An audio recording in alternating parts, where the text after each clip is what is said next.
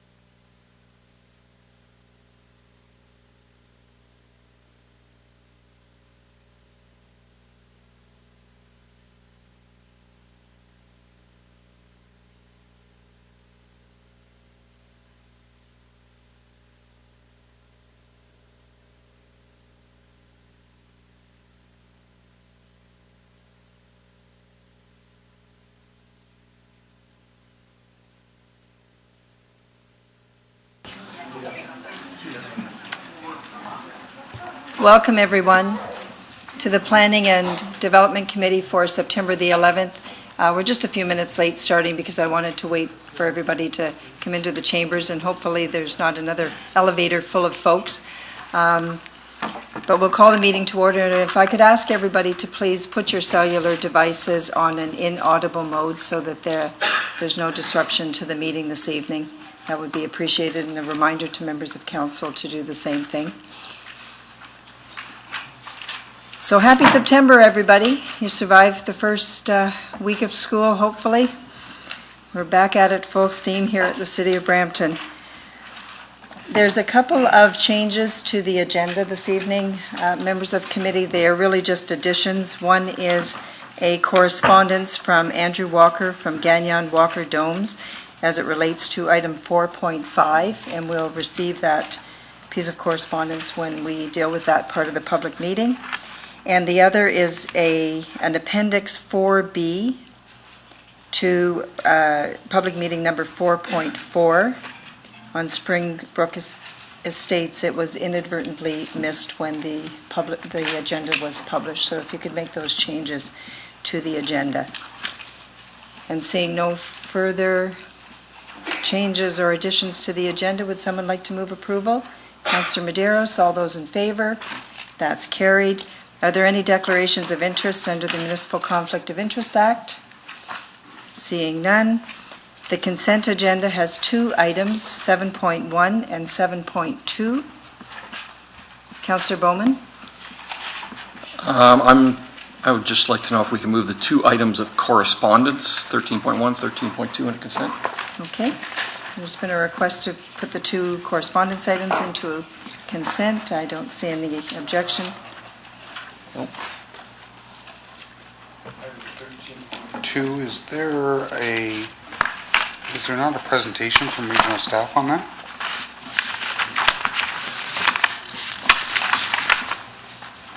Through you, Madam Chair, I don't believe there is. I think there was a request to add this correspondence, which essentially is a delegation, or excuse me, a presentation from the Region Appeal onto the agenda as it relates to the development charges revenue performance. So it's here for information. Okay, I thought when I asked for this to come to City Council at the region, I thought I had asked for a delegation or a presentation, but Okay. I'm okay with it. They were both identified on the agendas to be received. Thank you, Madam Councillor Chair. Kalashi. Okay. With those changes to the consent agenda, would someone like to move consent? Moved by Councillor Willens. All those in favor? That's carried.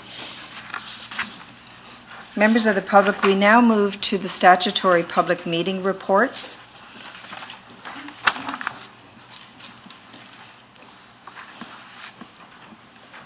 For those items on the public meeting reports, the statutory public meeting, this is a public meeting of the Planning and Development Committee held in accordance with the requirements of the Planning Act of Ontario.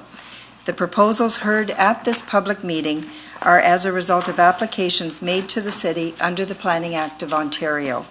These are not proposals of the City of Brampton unless they are specifically identified as city-initiated proposals. The intent of this public meeting is to hear submissions from the public. Members of committee may ask for questions of clarifications, but will not engage in discussion. And you'll see on the overhead a slide that shows where we are in the public process. I'm going to go through each of the public meeting reports this evening and ask if you are in attendance for that report and if you wish to speak on it this evening or see a presentation. If nobody is in attendance who wants a presentation or wishes to speak on it, then we will move to the next item on the agenda, and we'll move through the public reports that way. So the first statutory public meeting report this evening is a report from Stephen Dykstra, Development Planner with the City of Brampton. It's an application to amend the zoning bylaw, KLM Planning Partners, Diagram Developments Brampton. It's on the east side of Torbram Road, north of Countryside Drive in Ward 10. Is anybody in attendance for that application this evening who wishes to see a presentation or wishes to speak on it? If you do, just put your hand up. Seeing none, we will adjourn that item for this evening. The next is item 4.2. It is a report from Rob Nickafortune, a development planner with the City of Brampton. It's an application for a proposed plan of subdivision, Gagnon Walker Domes planner. It is 7614, 7624, 7650, and 7662 Credit View Road in Ward 6. Is anybody in attendance for that this evening who wishes to see a presentation? Very good. That was very decisive. Thank you. The next item on the agenda will be a report from Nasir Mahmood, Development Planner with the City of Brampton. It's an application to amend the zoning bylaw and proposed draft plan of subdivision, Avarica Land Development, Stateview Homes, 9768, 9778, 9794, Credit View Road in Ward 5. Is anybody here for that application this evening? Very good. The next is a report from Nasir Mahmood, Development Planner, City of Brampton, application to amend the zoning bylaw, Glenn Schnarr and Associates, Springview Estates, 9074 and 9084 Credit View Road in Ward 5. Is anybody who wishes to see a presentation? Very good. The next is item 4.5. Again, Development Planner Nasir Mahmood with the City of Brampton, application to amend the zoning bylaw, Corsiac Urban Planning, south of Mayfield, west of McLaughlin in Ward 6. Is anybody in attendance for that this evening who wishes to see a presentation or wishes to speak on that application? Seeing none, we will adjourn that item for this evening as well. The last one is item 4.6. It's a report from Kevin Freeman, Development Planner, City of Brampton, application to amend the official plan zoning bylaw and proposed draft plan of subdivision, Glenn Schnarr and Associates, Mississauga Flea Market Management Incorporated, the west side of Chinguacousy Road, north of Bonnie Braes Drive in Ward 4. Is anybody? Very good. Thank you very much. We'll now go back to item 4.2, and I will invite Anthony Siriani from Gagnon Walker Domes Planners to make the presentation on behalf of the applicant. And then Rob Nick-a-Fortune will make a presentation on behalf of the City of Brampton. Following the presentation, I will ask anybody who wishes to speak on this application to come forward, sign in with the young lady standing at Richa. She would be happy to take your name, and then I'll ask you to come to the podium and state your name for the public record and make your presentation. Thank you, Anthony. The floor is yours. Good evening, Madam Chair, members of the committee, and members of the public. My name is Richard Domes. I'm a principal planner at GWD Planners. The program tonight notes Anthony Siriani will be making the presentation, but he is dealing with a medical issue, so I'm filling in for him this afternoon. We are agent for Mr. and Mesdames Cora, Seward, DeRoy, and Riccio. They're the owners of the 4 contiguous properties municipally known as 7614, 7624, 7650, and 7662 Credit View Road. The 4 properties subject to tonight's public meeting are located at the west side of Credit View Road, south of Hallstone Road in the village of Churchville. Together they measure 2.82 hectares, which is approximately 7 acres.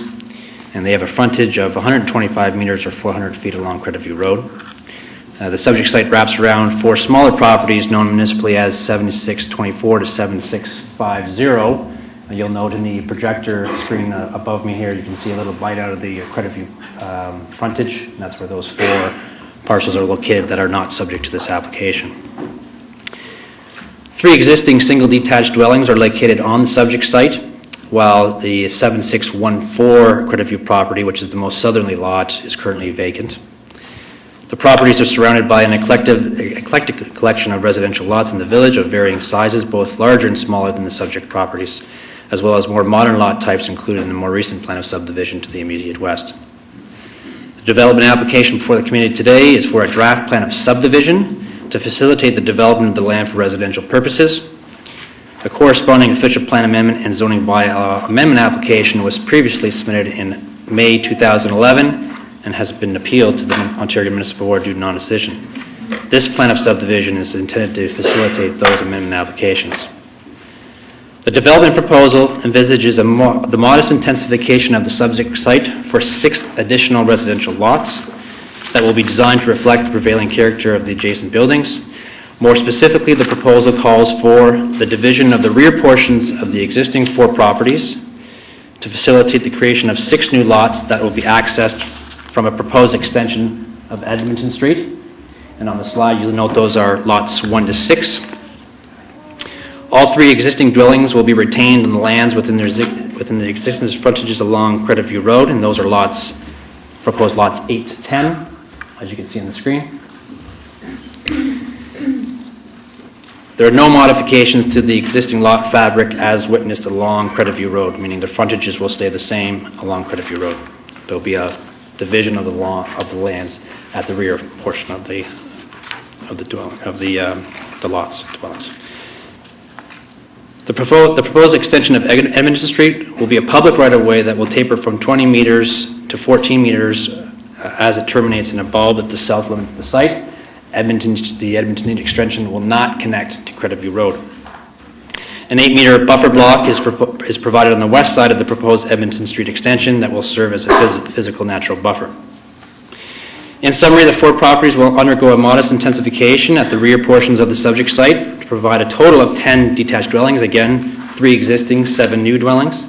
Lot sizes will range from a 1/4 acre to 1.13 acres, with the average proposed lot size averaging about 0.58 acres. The proposed lot depths for those lots fronting on the Credit View Road, lots 7 to 10, will retain their frontages of approximately 30 meters or 100 feet, with the revised depths totaling 84 meters, which is 278 feet. Proposed lots along Edmonton Street will provide a minimum lot frontages of over 30 meters and lot depths of 100 to 150 feet, which is 30 to 50 meters.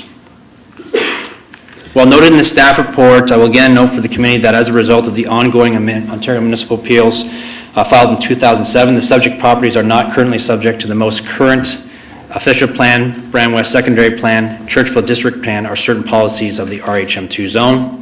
Mr. Rob Nicky Fortune of the city's planning department will likely be taking you through the enforced policies of the 1993 official plan, the 2006 Bram West Secondary Plan, and the applicable enforced zoning provisions in more detail, but all of those permit residential uses. In closing, it is our opinion that the proposal in the subject draft plan of subdivision application responds to the unique opportunity to achieve an appropriate form of modest intensification of the lands and respects and reinforces the character of the village and environments in response to the immediate physical context, including the anticipated extension of Edmonton Street. At this point, I'd like to turn it over to Rob. Thank you very much, Richard.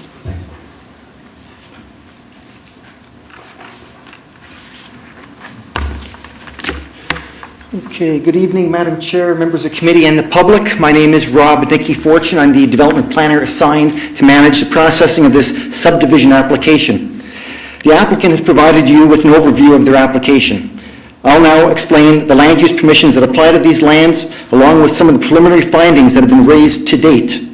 The land use permissions that apply to the subject lands will be shown up on the screen. It is noted that the current official plan and secondary plan land use and policy permissions do not apply to subject lands, as was noted by the applicant, given that these lands are still subject to an ongoing Ontario Municipal Board hearing. Therefore, the following land use information currently applies to these lands. Within the 1993 version of the city's official plan and within the May 2006 version of the city's Bram West Secondary Plan, the lands are designated village residential. An amendment to both the official plan and the secondary plan are required to implement the proposed residential development, including the request to remove the westerly portion of the site from the Churchville Heritage District. This will also necessitate an amendment to the Churchville Heritage District Plan, which is under the jurisdiction of the Ontario Heritage Act. The lands are zoned residential hamlet 2 and are also subject to the zoning restrictions contained within Interim Control Bylaw 265-2005, which is intended to prohibit the use or redevelopment of the site to that which existed on the day of the passing of the bylaw back in 2005. An application to amend the zoning bylaw is required to permit the proposed residential development. To facilitate the proposed road and lotting pattern, the applicant has filed a draft plan of subdivision application, which is the subject of tonight's public meeting. As was explained by the applicant, an application for an official plan amendment and zoning bylaw amendment is being processed concurrently with this subdivision application to facilitate the proposed residential land use permissions on the proposed new lots. And this application has since been appealed to the Ontario Municipal Board, of which a date has not been set for this hearing. Through the processing of this subdivision application, staff need to evaluate, among other things, the impacts of the proposed Edmonton Street extension and the non-standard 14.5 meter wide road right-of-way width, along with the appropriateness of the proposed lotting pattern and the related impacts on the rural character of the area. In summary, the purpose of this public meeting is to provide you with an opportunity to comment on the subdivision proposal, and this information, along with the technical comments that have been received by the internal departments and external agencies, will then be used in the preparation of a future report. All members of the public that provide their contact information on this application will be advised when the future report will be presented. It is recognized that through the previous public meeting back in January of 2015, several residents provided verbal and/or written comments in opposition to the application. This information will be considered and addressed in the preparation of a future report for these development applications. Madam Chair, this concludes the presentation. Thank you very much. At this point, I'd like to invite any member of the public who wishes to come down and make any comments or have any questions. I just ask you to sign in at the front and then come to the podium and state your name for the record. And for anybody in attendance this evening, if you don't feel comfortable coming up to speak tonight, please know that you can send comments by email or contact staff at any point following tonight's meeting if you think of something after you leave that you want to share with staff. But certainly this is your first public opportunity for maybe some comments.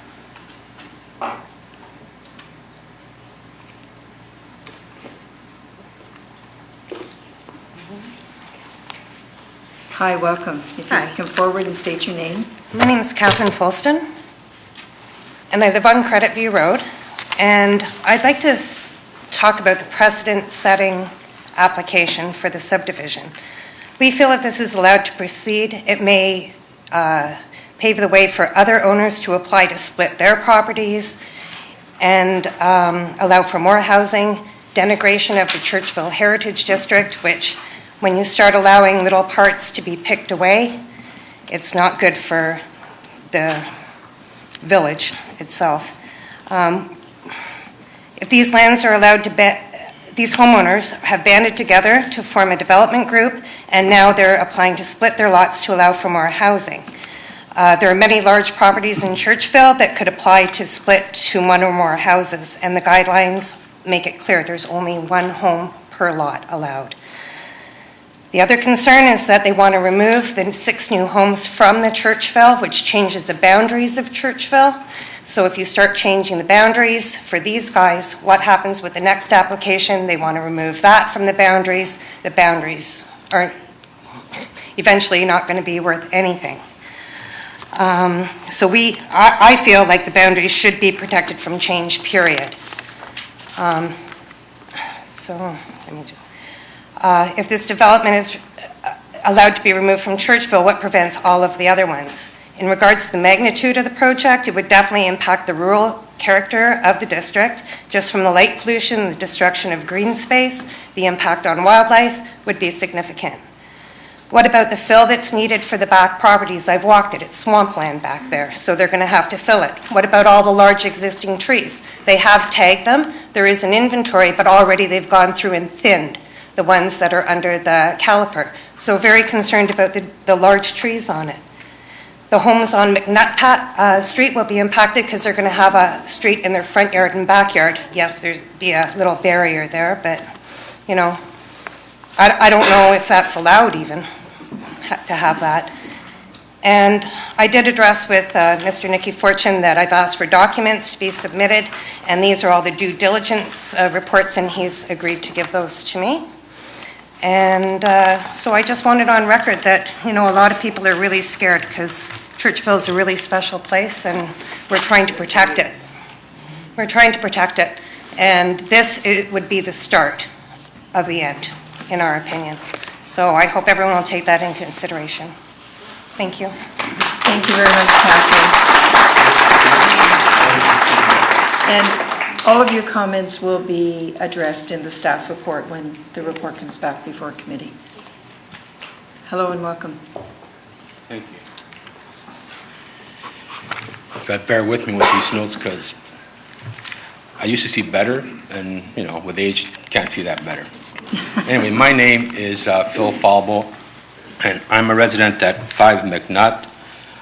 Thank you, Madam Chair, City Councilor, for allowing me the opportunity to speak here.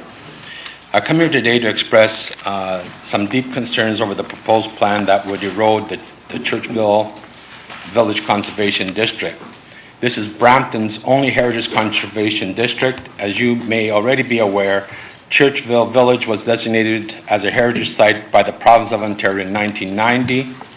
The reason that these lands were designated as heritage was not only because it was one of Canada's earliest settlements, but also to maintain the historical features, the proud architecture, the open space, the wildlife characteristics.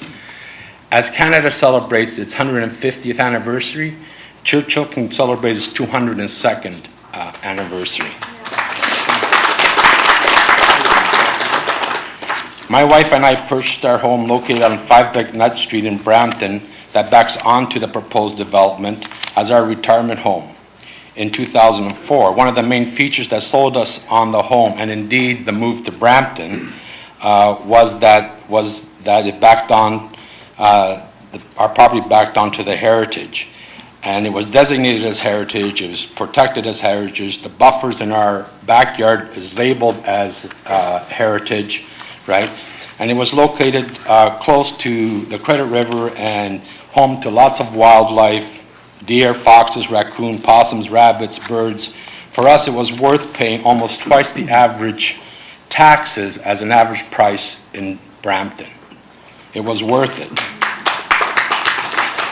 We have taken the time to read a previous provided heritage impact assessment for the proposed development and have some very major concerns.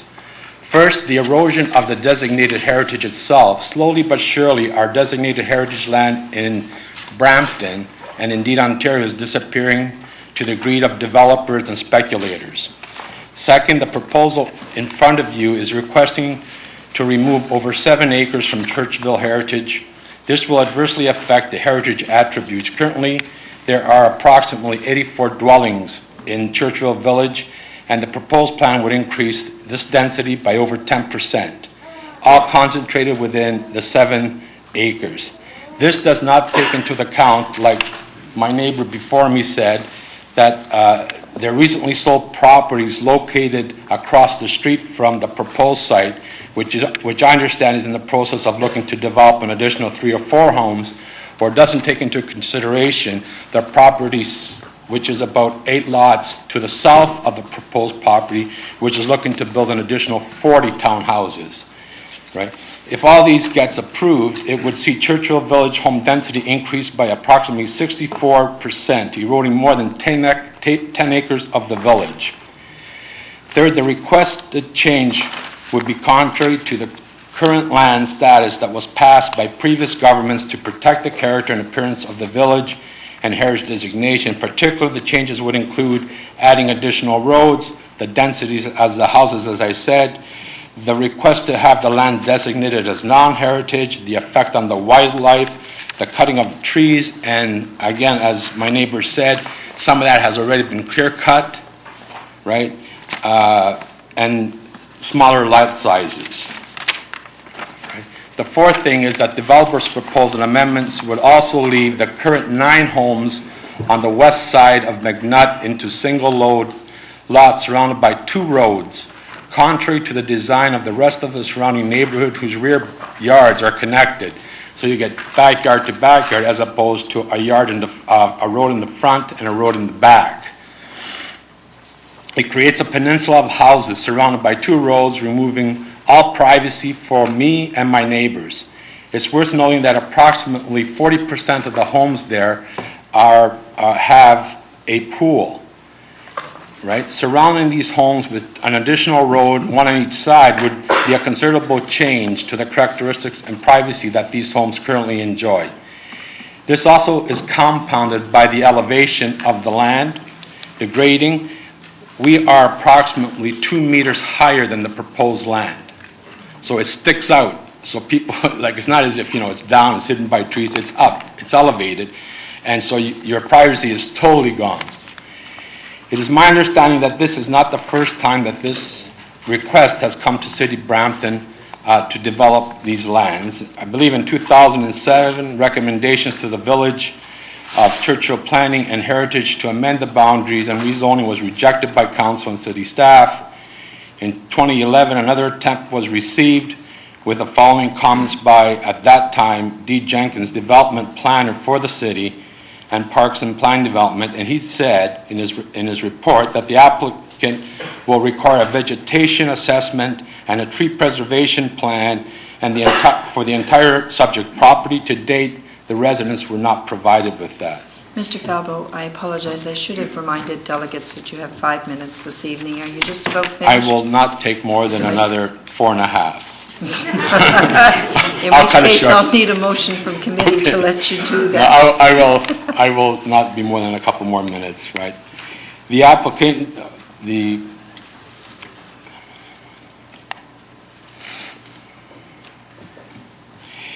that the applicant be advised that the application is dealt with through subdivision, then it will be subject to architectural control. In addition, because they are intended to be custom homes, that there should be a 5-lot limit. This developer's asking for 10.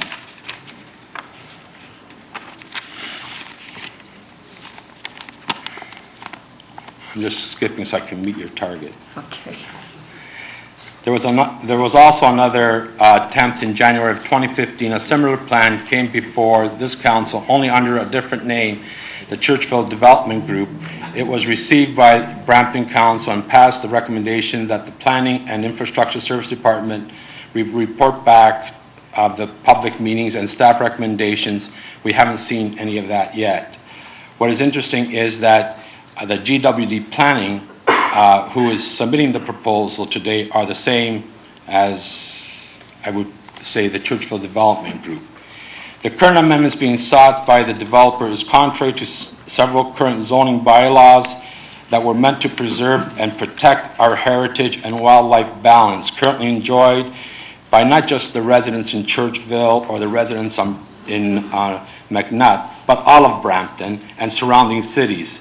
To allow for this change would destroy the work of the previous governments who had the foresight to preserve their heritage.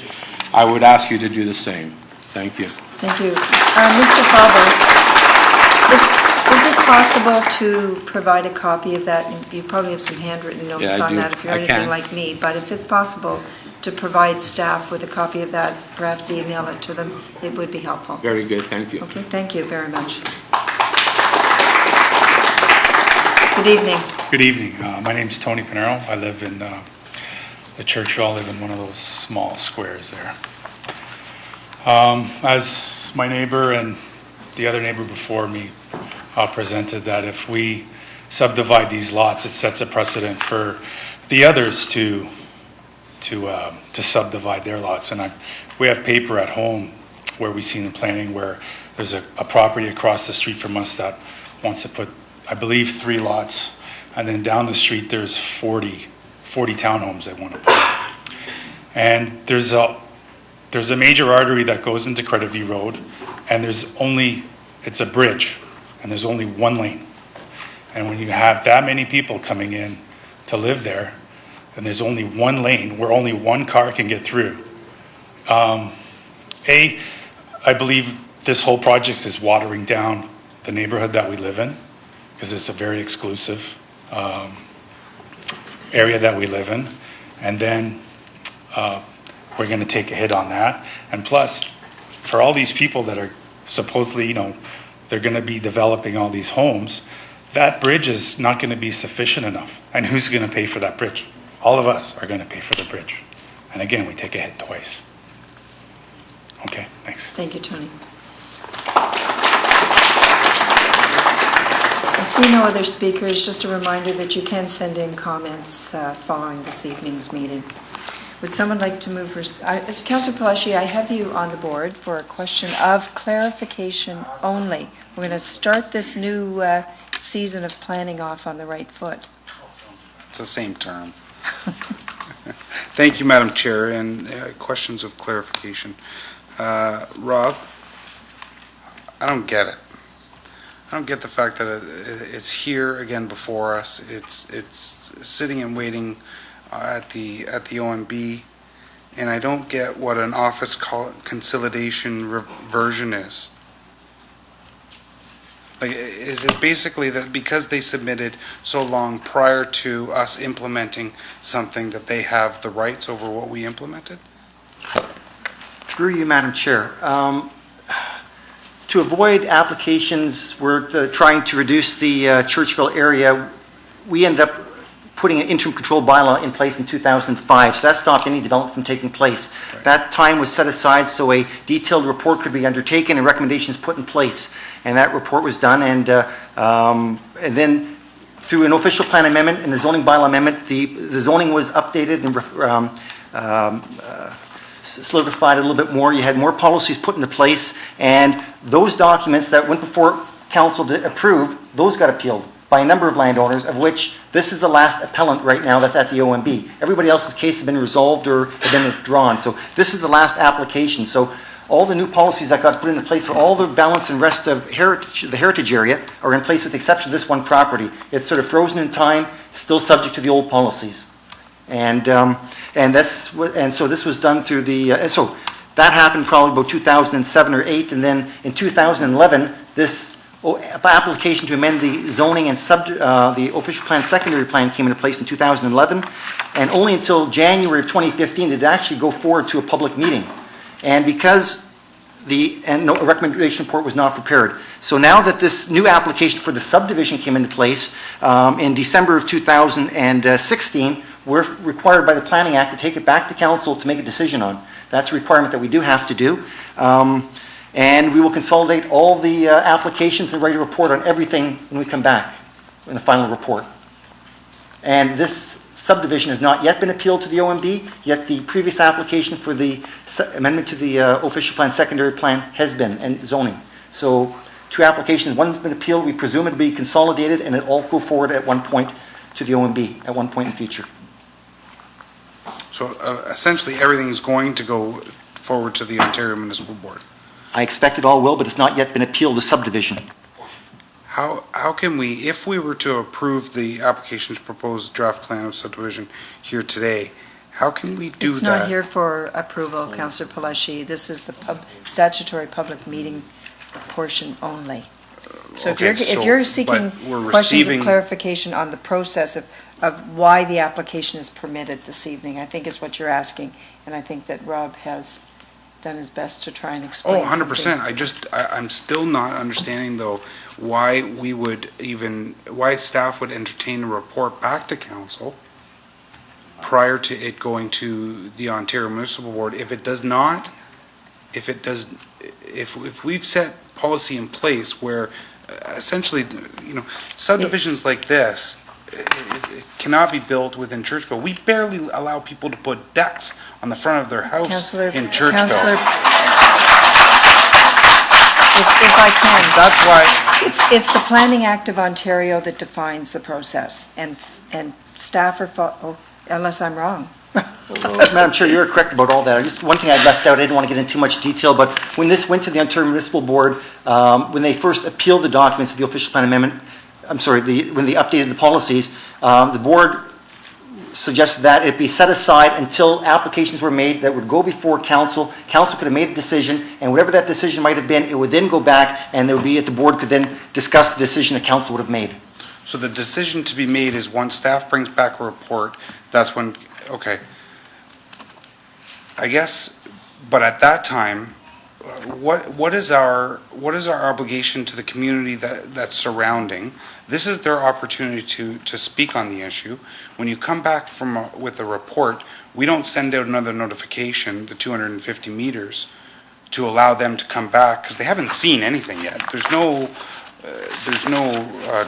drawing renderings. Like usually at this stage, we get some type of the people that live in the area have the ability to actually see something that they're bringing forward. At this time, we have a bunch of square lines, and all they're saying is not here. Madam Chair, this is similar for any other application at the public meeting stage. We're just saying an application has been made, many technical documents have been submitted, and they're available to review, and our staff, urban design, et cetera, will review the urban design submissions that they're proposing, and we will either agree with them, disagree with them, add additional recommendations that they may have to submit a revised addendum to their documents, but we're still reviewing all that information. We're just taking comments in from the public, at which point we will come back with the recommendation report once we've taken in all information, and we are still gathering information at this time. Okay. If I can perhaps add through, Please. Madam Chair, staff will be providing, just as Rob has stated, more details through a forthcoming recommendation report, which will speak to this application, which will speak to the other application really as well, to put more information on the matters to council and committee as a whole. Okay. My recommendation is to the consultants that you bring this before some kind of town hall in Churchville with something a little bit more, that has a little bit more teeth, so that the residents actually have something to look at. Before, right now they're just, who knows, maybe these 10 lots, maybe they're proposing something that brings a little bit of character. I can't necessarily say that I like that one street, the extension of the street too much, but on Credit View, there's some big lots there, and it has the potential to bring something that maybe the residents would like to see. I know I would like to see if I lived in the area. So that's my only ask. I don't know That's if I your can. advice to the planning consultant. I don't know if I can put that in under the Planning Act. I have. I don't think you can do that councillors. this evening, Councillor Palashi, but I do think that. Well, under the Planning Act, we have a right to ask for a town hall, Councillor Willens and I. So I don't know if I can put that into a motion or. I'll take some direction from, at this point, at the statutory public meeting, I don't know that, somebody It's can step give number me 5 in advice our on whether process. that's something that is permitted at this stage. Through you, Madam Mayor. I think what the obligation in the municipality is at this point is a draft plan has been provided. This was part of what the OMB directed back when the matter was still there, that development applications be brought. And our obligation, I would say legally, is to hold a public meeting, which is being done, and that's giving the residents an opportunity to be heard and have their comments on the record. As far as the requirement for a town hall, you'd have to give me a minute to look at my act. My feeling is that that's not a requirement that we have to follow, but I'd have to look at it. I'll send it to you. I'll send it to you. Okay. But I would say, this is a certain stage of the process, and we're meeting our obligation, and we can, it will unfold as is appropriate going forward. But as area councillors, they can certainly request the consultant to hold a meeting separate and apart from this statutory process. And just for everybody's information, that was Matthew Ray, our somebody from our legal department. When the lawyer speaks, we all listen.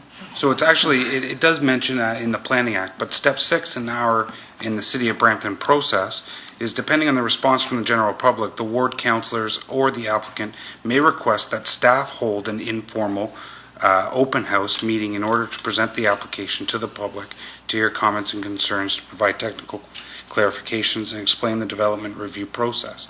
And I understand there's part of that is here today, and the step 7 is the public meeting here in council, but it does talk to the fact that we can hold it on site, maybe in the old Churchville Fire Hall, and ask the applicant to bring some kind of artist renderings. Like homeowners If want I to, can, residents Councillor want to Palashi, see. this is the statutory public meeting. Mhm. And there is a practice and a policy that we've adopted that we say is a preferred, but it is separate and apart from the statutory public meeting.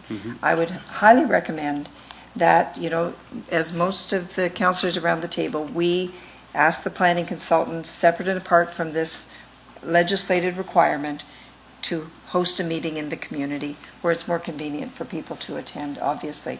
And I think as area councillors, it would be incumbent upon you to make that request and to help to facilitate that. Okay, so instead of me putting forward the motion, I can ask the consultants that we would like to hold some kind of meeting with hopefully some artist rendering at the Churchville site location Okay? before it comes back to this committee. And I guess if it comes back here and the meeting has not been held, then We have the as power to area defer. councillor, you can take whatever necessary action you Thank you, Madam Chair. see fit. We have 2 more speakers. If you'd like to come forward, state your name, and I'll remind you that you have 5 minutes. My name is Linda Brady. I live at 734 Credit View Road in the village. I just have a question of procedure, I guess it is. I believe it was back in 2006, we all received this rather large document about the plan for the heritage community of Churchville and guidelines for developments, etc.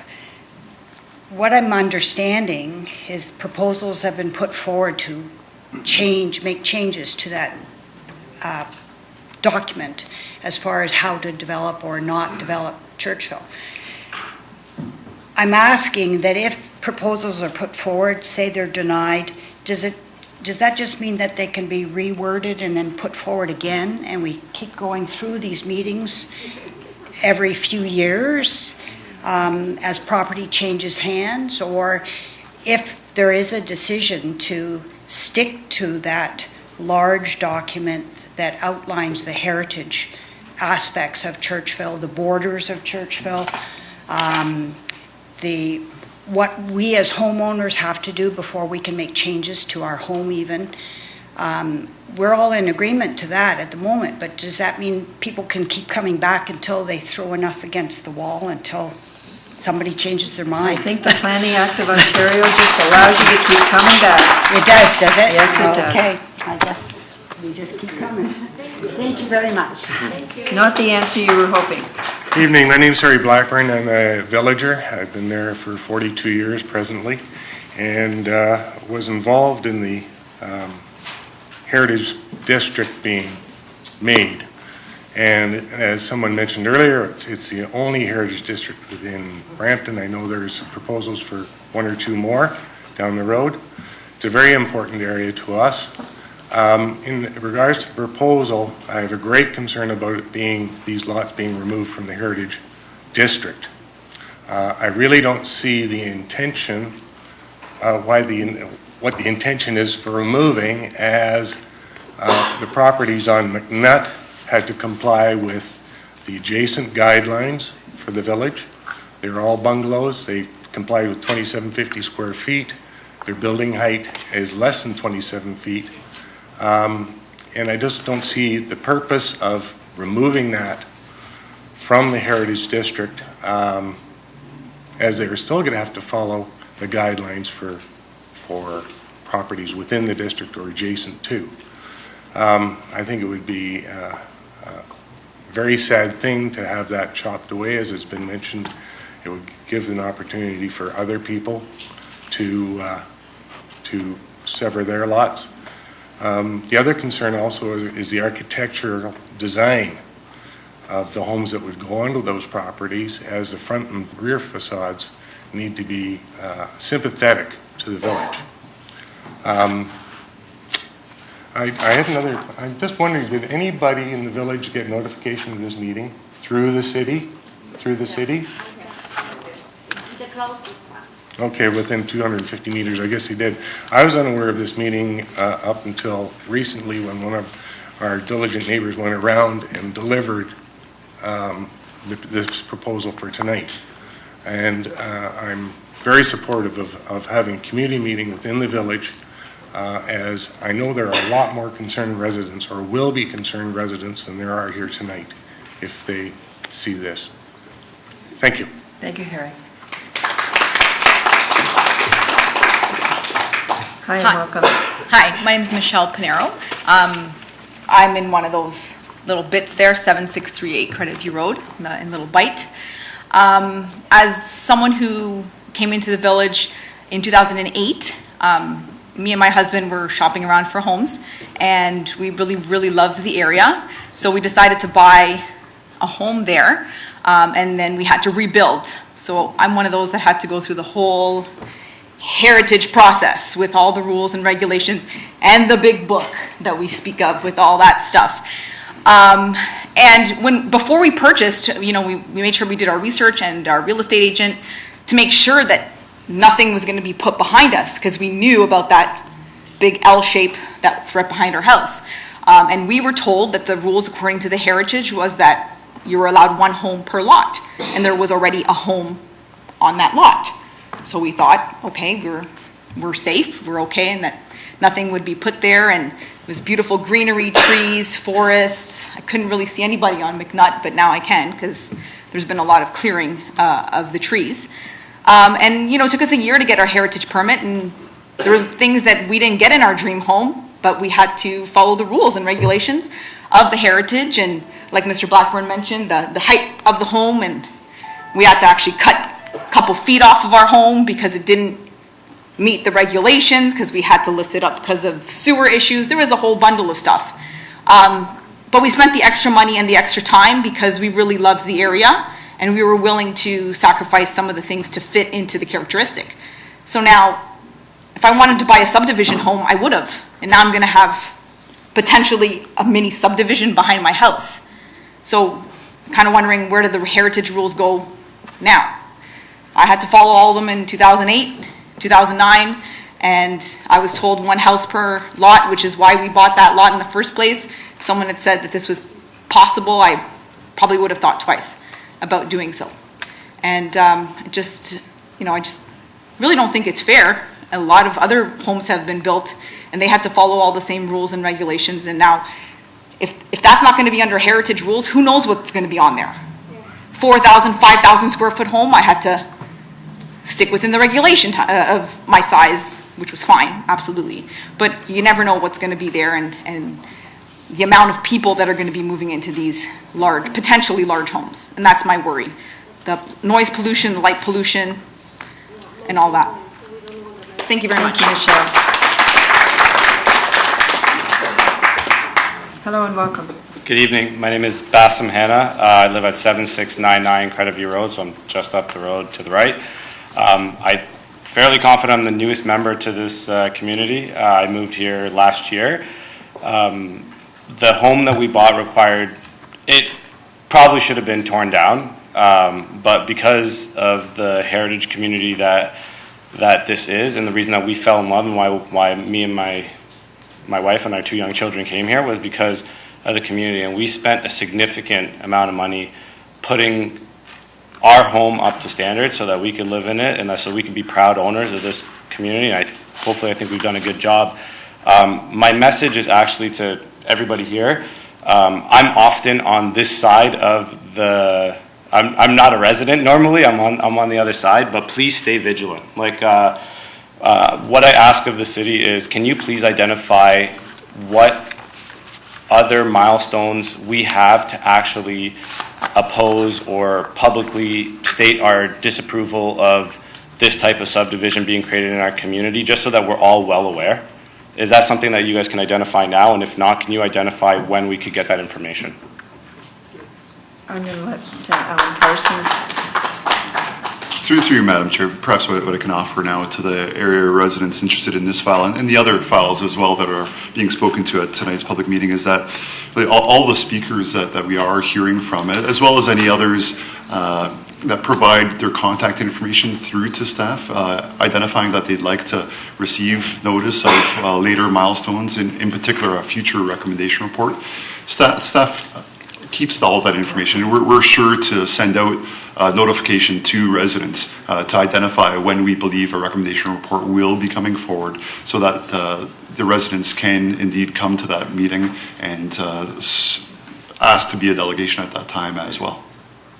Thank you very much. Is that helpful? Yeah, thank you. Okay, thank you. Hi, good evening. Hi, I'm good. How are you? Living the dream. Awesome. My name is Dio Vieira. I'm one of the residents that reside in a little pocket there, one of the small properties. I've been there about 15 years. How I ended up in Churchville was this. I was taking a shortcut through Creditview Road thinking that I would end up in Mississauga. But it turns out it's a dead-end street.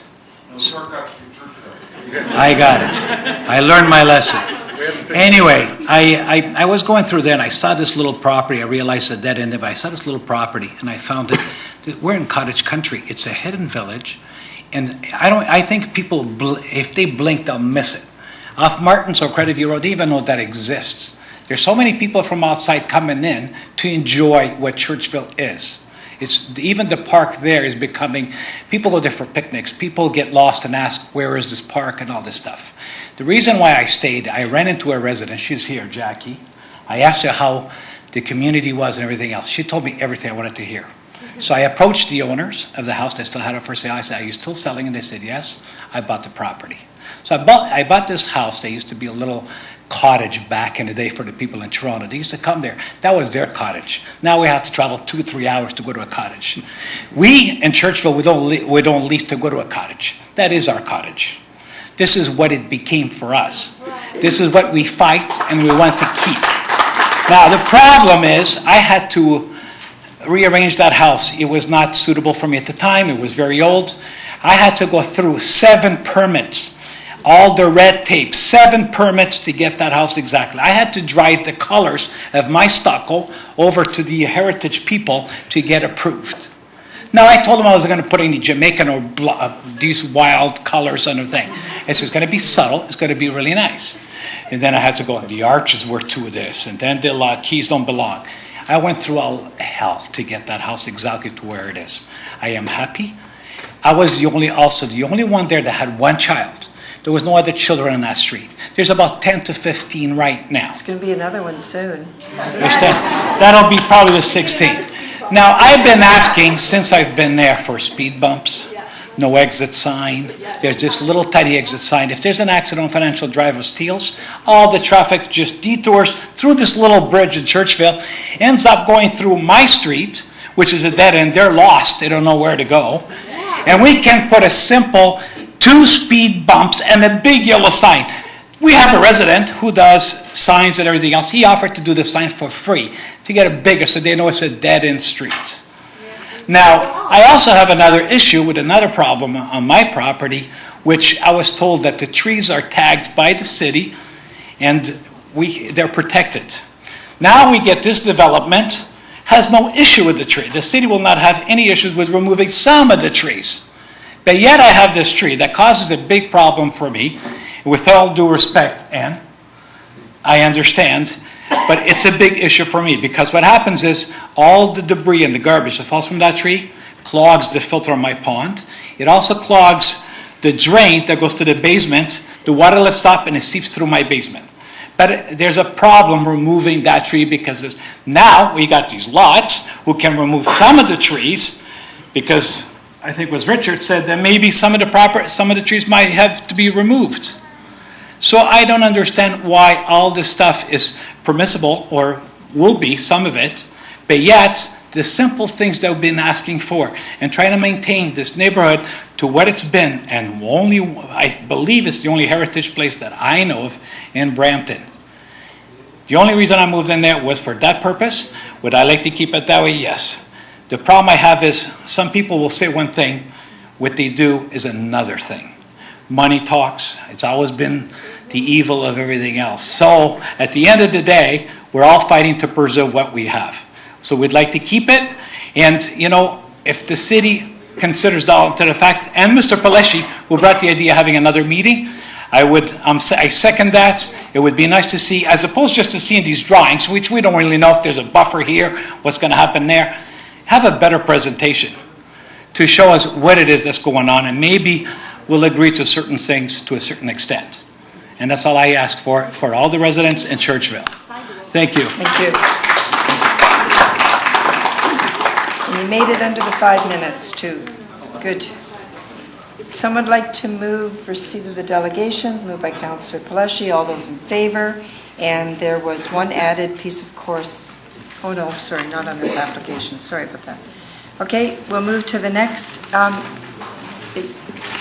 Are folks in the audience who were here for that application, you're planning on staying?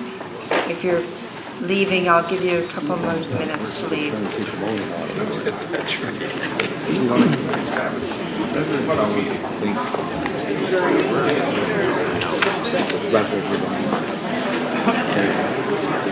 How you doing?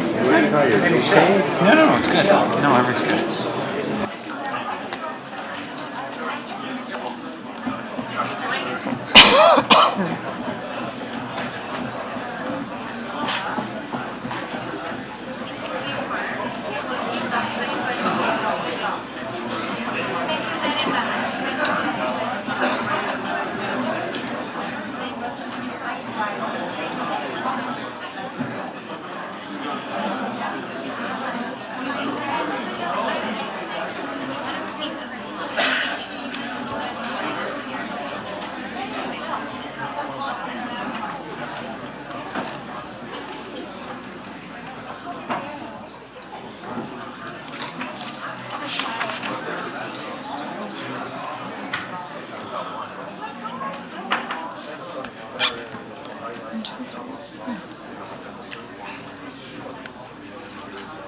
Okay, if I could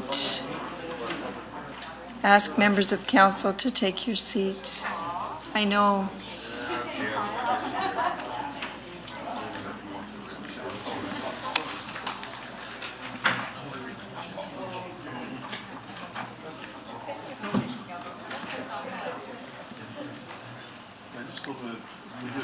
Our next application this evening is Ooh La La Towns on Credit View Road, Ward 5, and I'll invite David Fay from David Fay and Associates to make the presentation on behalf of the applicant. Thank you and welcome. I think you're new to our chambers. Madam Chair and members of the committee, my name is David Fay. I'm the planning consultant for Stateview Homes. I'm here tonight to discuss the plan of subdivision application and the zoning application which they have made for a property located in West Brampton at the intersection of Credit View Road and James Potter Road. The property size is 1.2 hectares, or around 3 acres, comprises 3 former rural residential properties on the west side of Credit View Road, abutting James Potter Road. As you can see on the aerial, surrounding that property to the west and south is a stormwater management pond of significant size. To the east across Credit View Road is an elementary school and a park. A little further to the east is a Catholic secondary school. There are also single-detached residential areas, and the larger neighborhood is largely single-detached homes.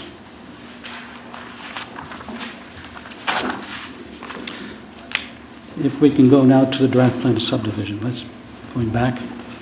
Good. So on the left of this slide is the proposed draft plan of subdivision. It consists of 2 blocks. Block 1, which is the majority of the property, is earmarked for residential development. Block 2, at the northeast corner of the site, is a future daylight triangle at the intersection of Credit View and James Potter. Is that clear from the slide? The existing zoning on the property permits townhousing. It also permits an apartment and commercial uses.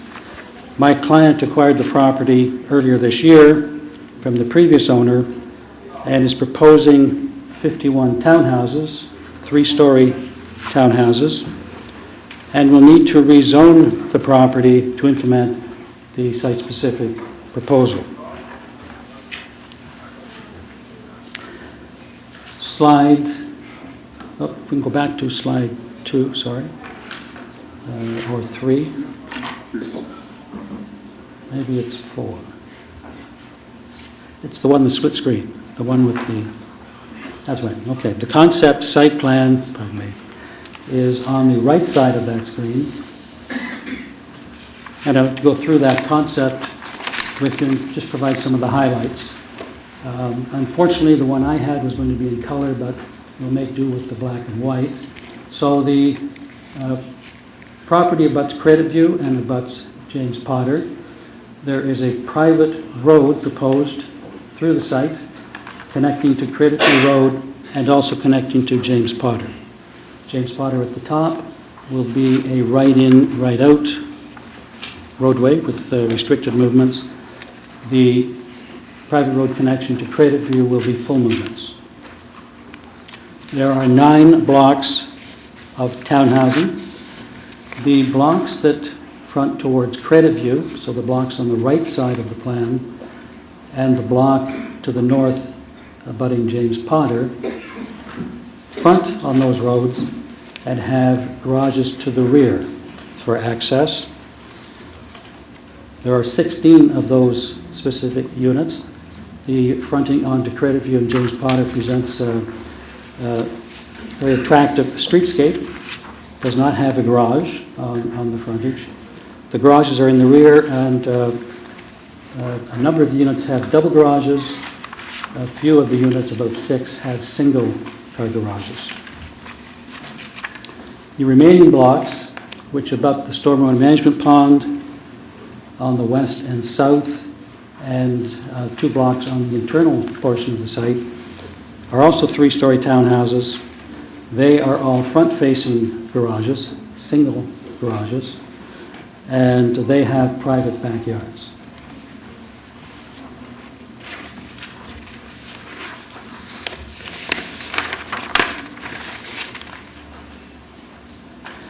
There are 16 visitor parking spots. They show on the right side of the private road running north-south to James Potter, opposite the small park lot on the west side of the plan. So there's a tot lot, there are 16 parking spots proposed, meeting the town's requirements for visitor parking. There is an amenity feature in the northeast corner of the site, adjacent to the daylight triangle, which provides for some more passive recreational pedestrian activities. There are sidewalks along the private road in a number of locations, linking to that northeasterly amenity area, linking to James Potter, linking to Credit View, linking to the tot lot, and there is a central pedestrian corridor linking through the center of the plan as well.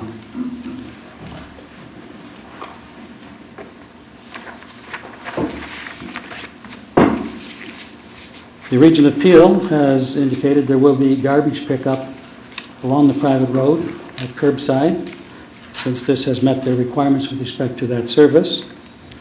The site will be serviced to sanitary sewers and water mains on Credit View Road. And the storm drainage, as you might expect, will be directed in part to the storm pond just to the west, abutting the site. And a small portion of the site will drain to a stormwater pond further to the south on the east side of Credit View, just south of Valleyway Drive. I do have a board here this evening, which we use for the drop-in session downstairs, and it shows some typical elevations. Where'd the count at? Oh, sorry. Showing it. Yeah, I know it's kind of awkward here in the chambers, but this is the opportunity for the applicant to present to the public. So we had this on display this evening. I just wanted to point out Block 6. This block is a representative of the type of treatment for the units that would be facing Credit View and facing James Potter. Garages are in the rear. The elevations show very nicely along Credit View and James Potter in terms of the streetscape. The other townhousing blocks are internal along the private road. They have the front-facing garages. You can see that the roof style is mansard roof. We've got traditional building materials of brick and stucco and stone, all representing very attractive elevations for this development.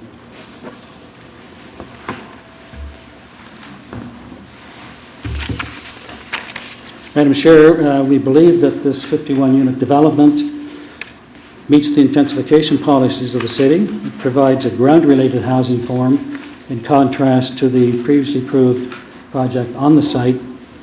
It is compatible with the low-density neighborhood that surrounds this site.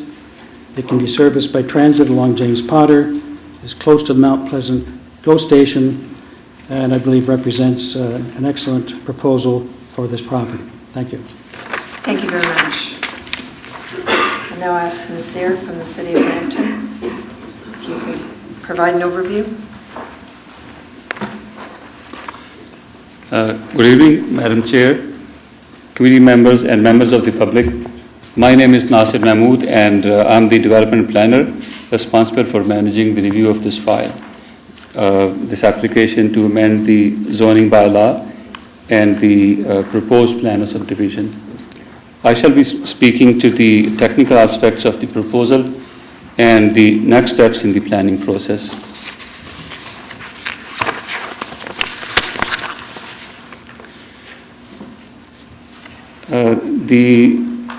These properties are designated residential in the official plan, and the residential designation permits predominantly residential land uses, including a full range of development types, ranging from single detached houses to high-rise apartments. And in staff's assessment, an amendment to the official plan is not required. In the secondary plan, the properties are designated as mixed-use commercial and high-density residential. which permits townhouses and apartments with commercial upgrade. This designation allows a maximum density of 119 units per net residential hectare, whereas the proposed use will have a density of 66 units. As the type of land use proposed and the proposed density are in conformity with the secondary plan, an amendment to the secondary plan is not required. As far as zoning is concerned, the properties are zoned residential apartment in the zoning bylaw, which permits apartment dwellings and townhouses. The zone, however, does not permit the townhouses that have a common element condominium ownership type. Therefore, amendments to the zoning bylaw are required to permit the proposed townhouses.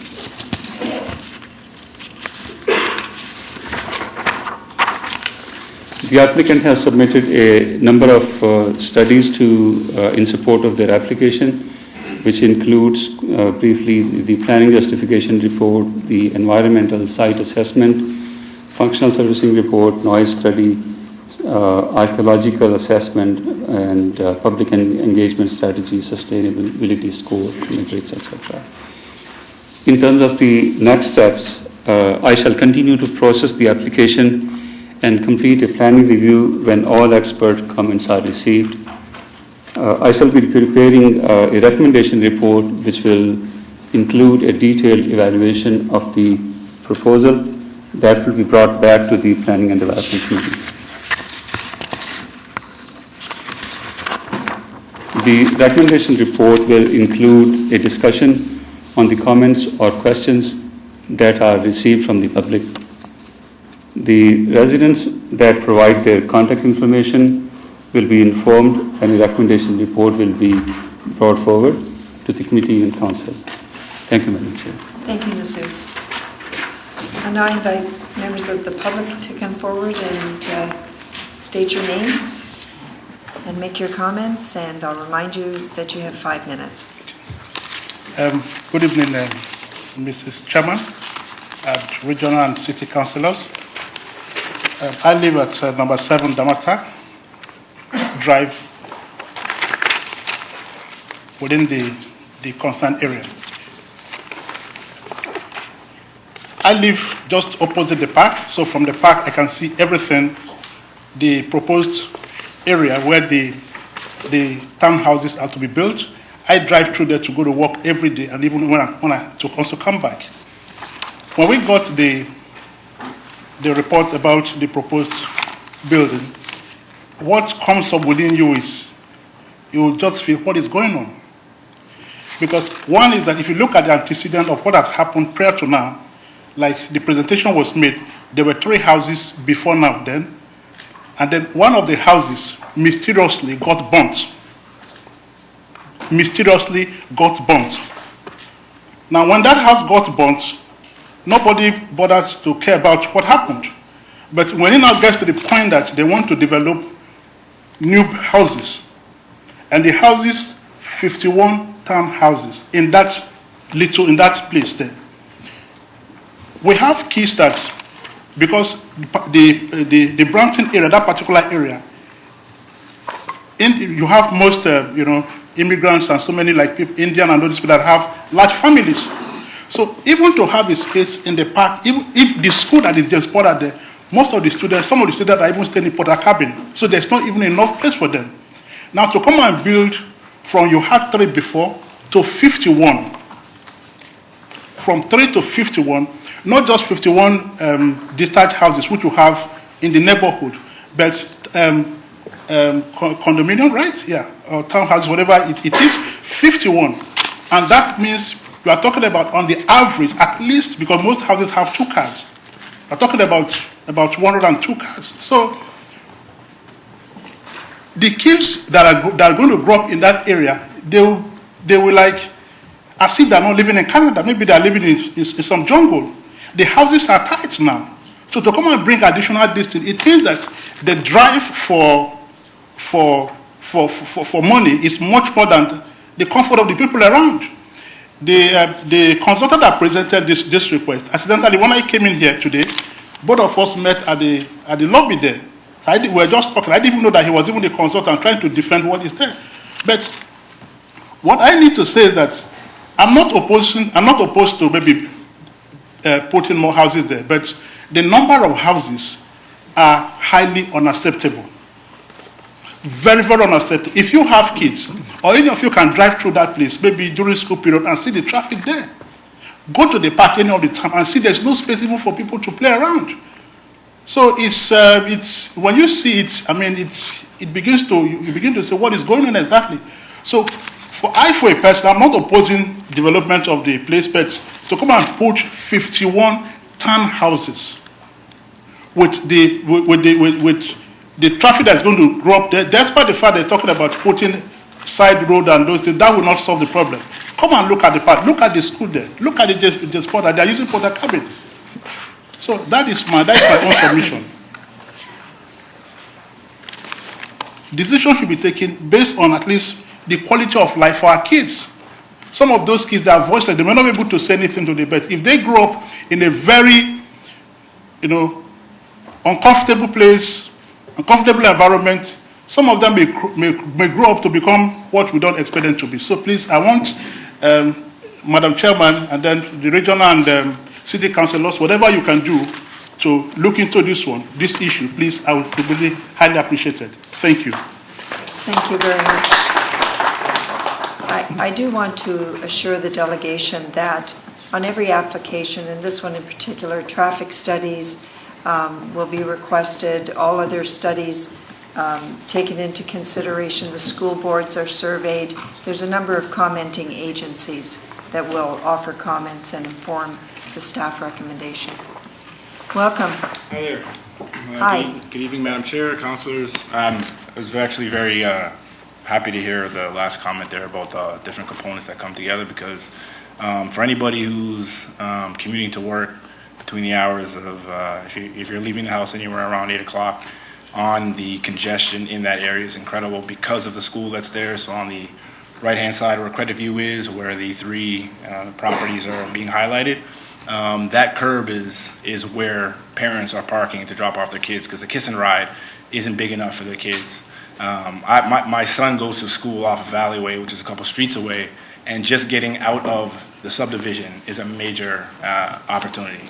And school zones are supposed to be some of the safest place for our kids, and if you have the opportunity to witness what it's like at 8 o'clock in the morning, for the parents who are trying to cross the street, for the parents who can't even get to that side, so they're actually on the opposite side where, I'm going to forget the name of what Credit View is called on the north side, sorry. It changes names. And for the people who own those properties, there's parents parking in front of their driveways, people trying to reverse from those driveways, and they either can't get out because people are parked semi-blocking their driveways, or potentially running across the street really quickly with their kids in hand. So again, my thing is just around the safety, and the other comment around the way the current setup is with, we have a little bit of greenery and the pond behind, and it's predominantly single detached homes that back onto that on the opposite street. So I just wonder why we wouldn't continue that theme, given in the presentation it was mentioned that it's predominantly single detached homes. That would continue the kind of the uniform look of the area. It would reduce the amount of volume that would be added to the area as well. So again, my concerns are just around the volume, the safety of the kids in that area, and I think there's a hybrid. I don't think adding 51 residents, at today's world where there's like 3 cars per home, and it's a lot of congestion for the area that's already congested. Thank you. Can you state your name for the record? Sorry, Curtis Francis. I live at Curtis Francis. I live at 7 Kirkhaven Way. Thank you very much. Thank you. Hello, good evening. Hello, everyone. I'm not going to take up too much of your time. I'm Daniel Ciccone. I'm from Stateview Homes, the owner of the property. Just wanted to address this gentleman here. We just acquired the property early this year. I heard something about a fire on the property. We don't know anything about that. We just wanted to let you guys know that the site is currently zoned for a higher density than we're proposing. So if we didn't put this application forth, you guys actually ran the risk of having more residents in that area. So I just wanted to let you guys know that out of respect for you guys. We're looking to reduce the density here, and we are concerned about your kids.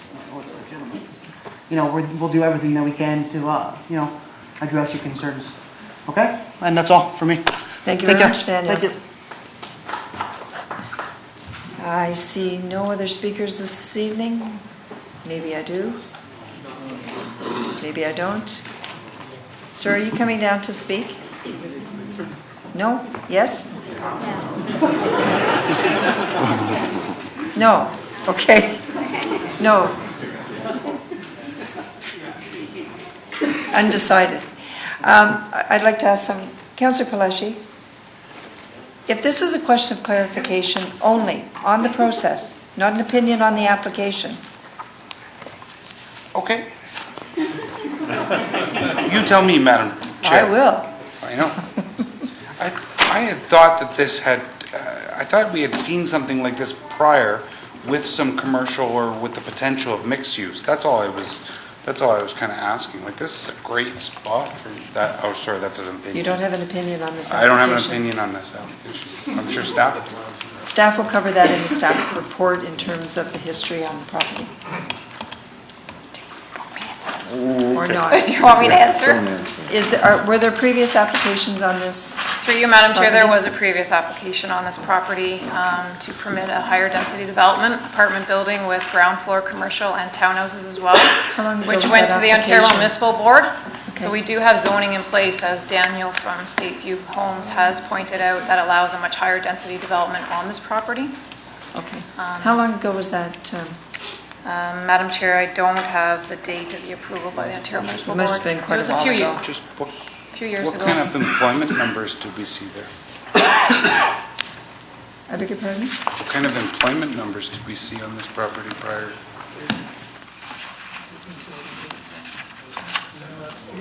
This is a brand-new application, Councillor Palashi, and this is the I'm- statutory meeting My on deepest, this sincerest application. apologies. Thank you. Someone like to move receipt of the delegations this evening? Councillor Frattini, all those in favor? That's carried. Thank you. Our next application this evening is 8.4. It is subdivision, proposed draft plan of subdivision and application to amend the zoning bylaw for Credit View Road, Ward 5. And the presentation will be done by Al Padron?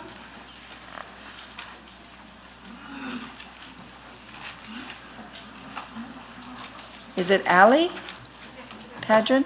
Thank you. Welcome. I'm sorry, did I say 8.4? I meant 4.4, sorry. I'm trying to move things along.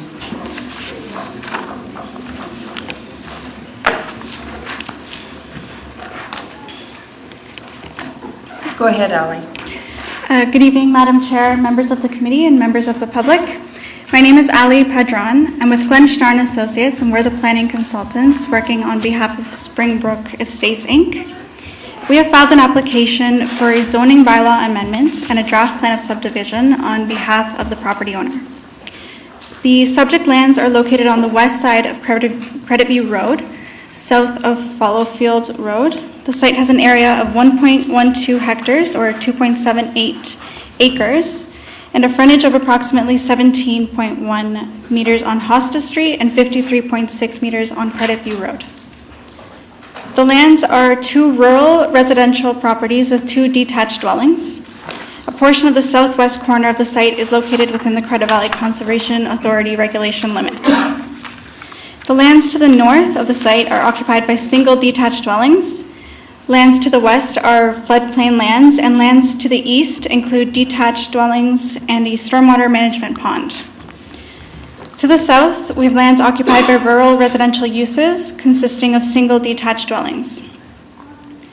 Springbrook Estates Inc. is proposing to develop the subject lands for 15 single detached homes. The proposed single detached dwelling units will be accommodated on 50-foot and 40-foot lots. The proposed development has a density of approximately 19 units per net residential hectare, or 7.6 units per net residential acre.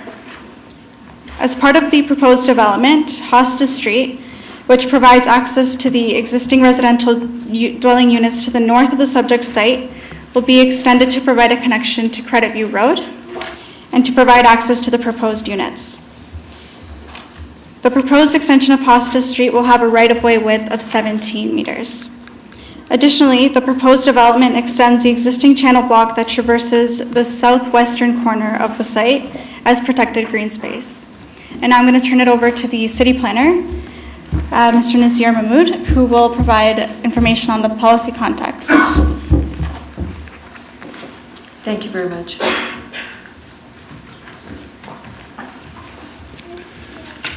Good evening, Madam Chair, committee members, and members of the public. My name is Nasir Mahmood, and I'm the development planner responsible for managing the review of this application to amend the zoning bylaw and the proposed plan of subdivision. I shall be speaking to the technical aspects of the proposal and the next steps in the planning process.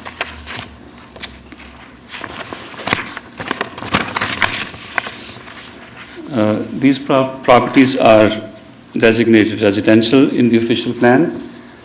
The residential designation permits predominantly residential land uses, including a full range of dwelling types ranging from single detached houses to high-rise apartments. An amendment to the official plan in this case is not required. In terms of the secondary plan, the properties are designated Springbrook Settlement Area, Secondary Valley Land, and terrestrial features in the Credit Valley Secondary Plan. According to the secondary plan, any application for the development of lands will have to demonstrate how it is in keeping with the character of the Springbrook Settlement Area.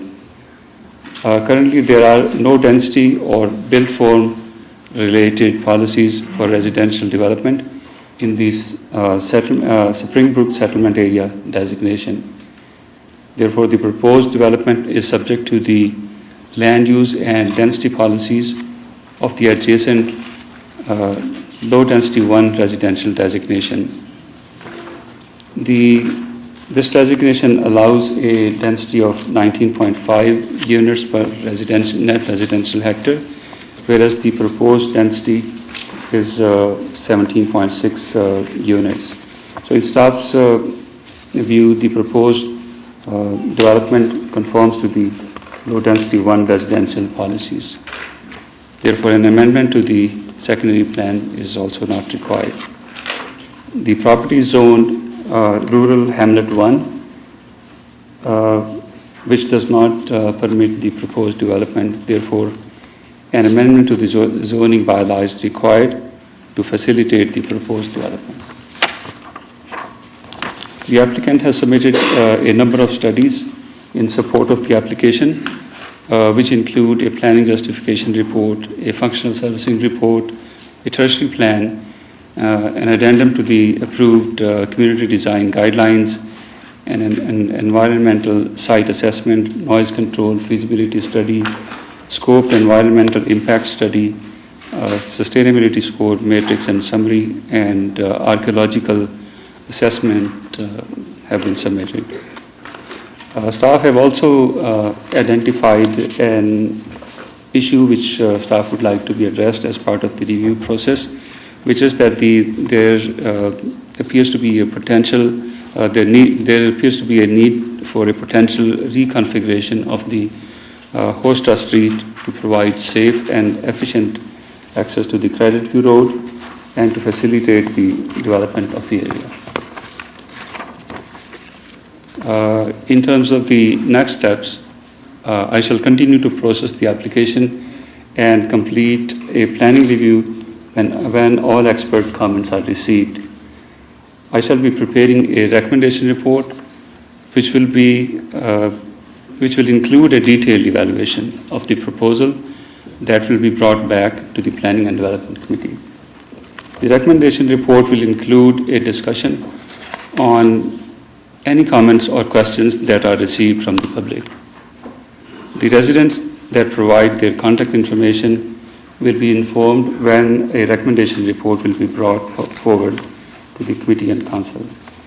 Thank you, Madam Chair. Thank you, Nasir. And I invite members of the public to come forward if you wish to offer some comments on this application. I saw somebody sign in.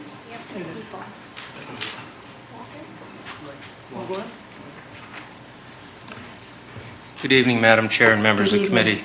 It's Michael Gagnon from Gagnon Walker Domes Limited. I'm wondering if the clerk could hand out a copy of a letter. I have one for all the members so you can follow along.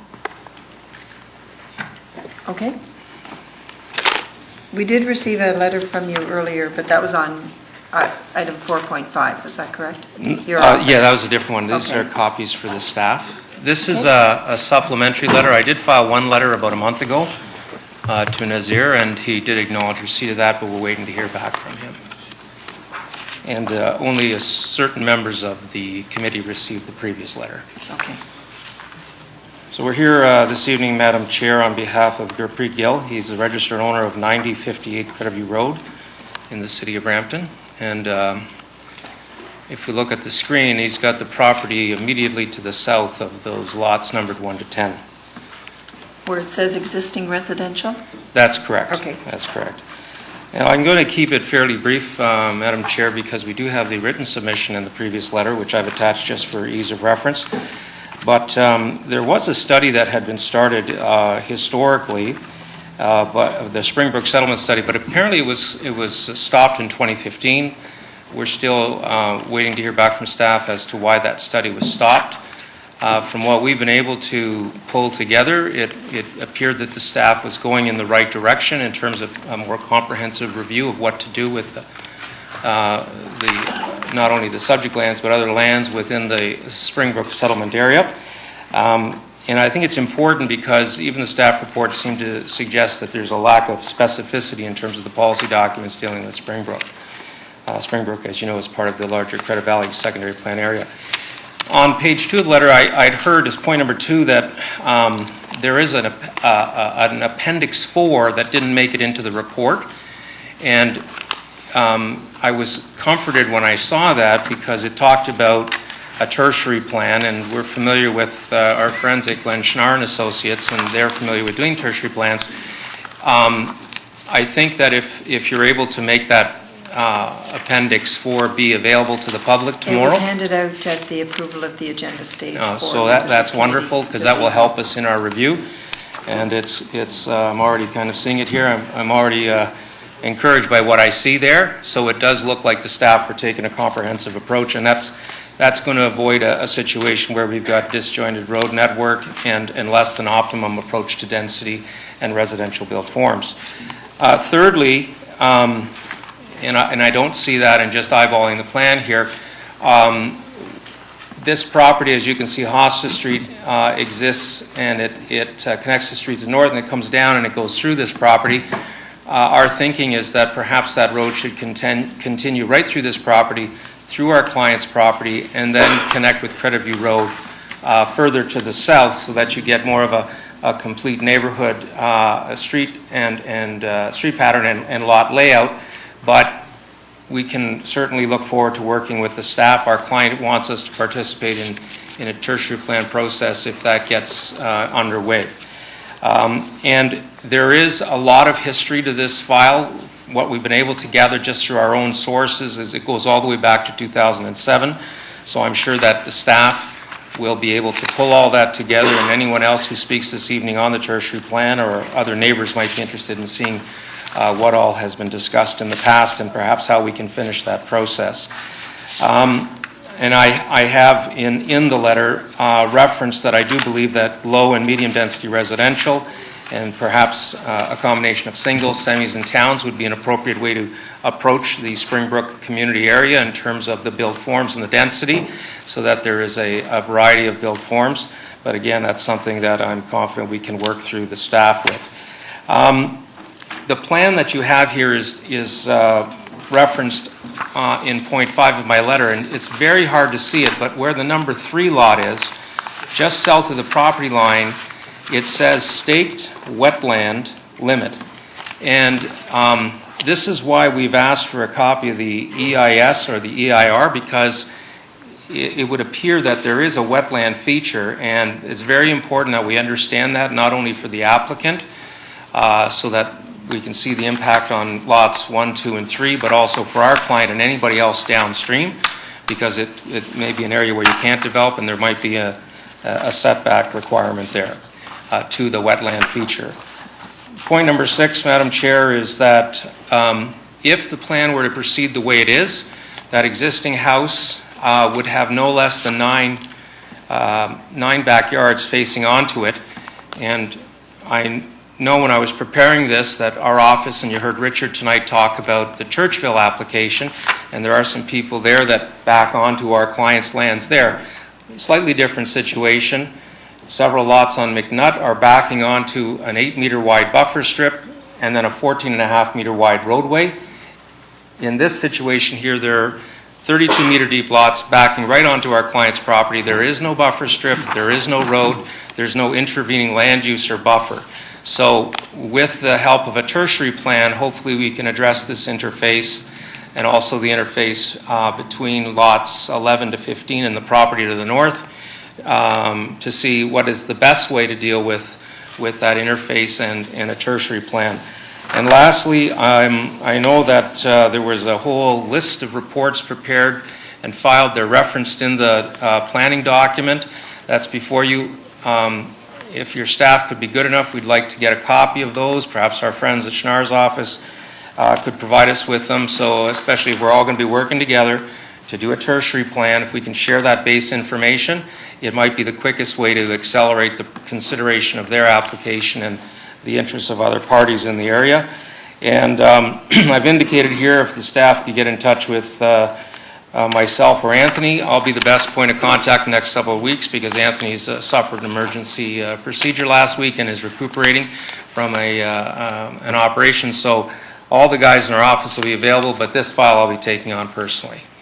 Thank you. I have no other comments. Thank you very much. Thank you.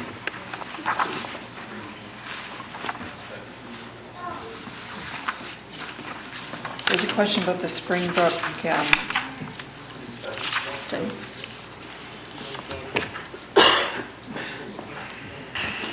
Through you, Madam Chairman, the city had undertaken a study back in the mid-2000s to look at the potential for Springbrook settlement area to redevelop as part of the Credit Valley secondary plan. At that time, the block plan had just finished, and there was a direction to undertake a study. At that time, the Region of Peel was proposing to widen Queen Street to a 6-lane cross-section, 45-meter right-of-way. So we put the study on hold at that time so the region could deal with the right-of-way and determine what the maximum number of lanes they required through that cross-section of Queen Street. That took a few years to do, so the study was put on hold, and the study was never completed following that decision, as we felt that the potential for redevelopment within the Springbrook area proper was very limited, given the existing lot pattern and the impact from the widening of Queen Street. Does that answer your question, Councillor Belashi? Thank you. Are there any other delegations this evening? Welcome. Well, if you could state your name, please. My name is Walter Gerdovich, and Walter? Yeah, and I own the property next to the previous, next to where it says existing residential, the one just south of that. I've had the property 35 years. I've supported the application, and at the time it was an outhouse and no water in the property. It was a cottage when I bought it years ago. We rebuilt it over the years completely, and when the land where Hosta currently is, they were proposing that development. I supported it at that time because it was my understanding that Hosta was going to come through and allow us to develop the land to the rear of my property. Since then, I've spent hundreds of thousands of dollars rebuilding the house in its entirety. Now I'm seriously opposed to this, that the way the road curves to Credit Road, it basically landlocks me in, and I have a 500-foot backyard backing onto properties with small backyards without the ability to develop the land. Thank you very much. That's about it. Thank you. Thank you.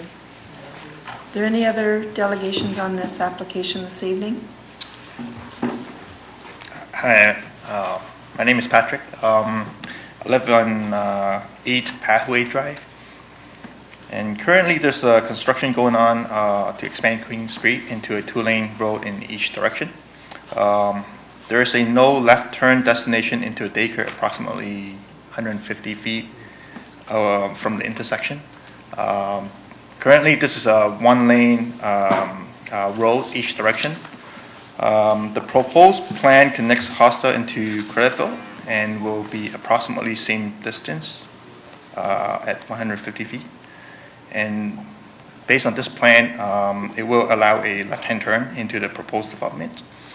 Crediteville is a single-lane road, and if traffic is allowed into making a left-hand turn into the proposed area, it would likely back up the traffic, similar to the reasoning to why the no left turn destination into daycare is. And based on that, the reasoning to allow this left-hand turn into the proposed area would be would be unjustified based on the reasoning for the daycare. The Springbrook community, all the surrounding lots in the neighborhood is, based on my observation, at least 46-foot lots or above. The proposed plan is to add multiple 40-foot lot,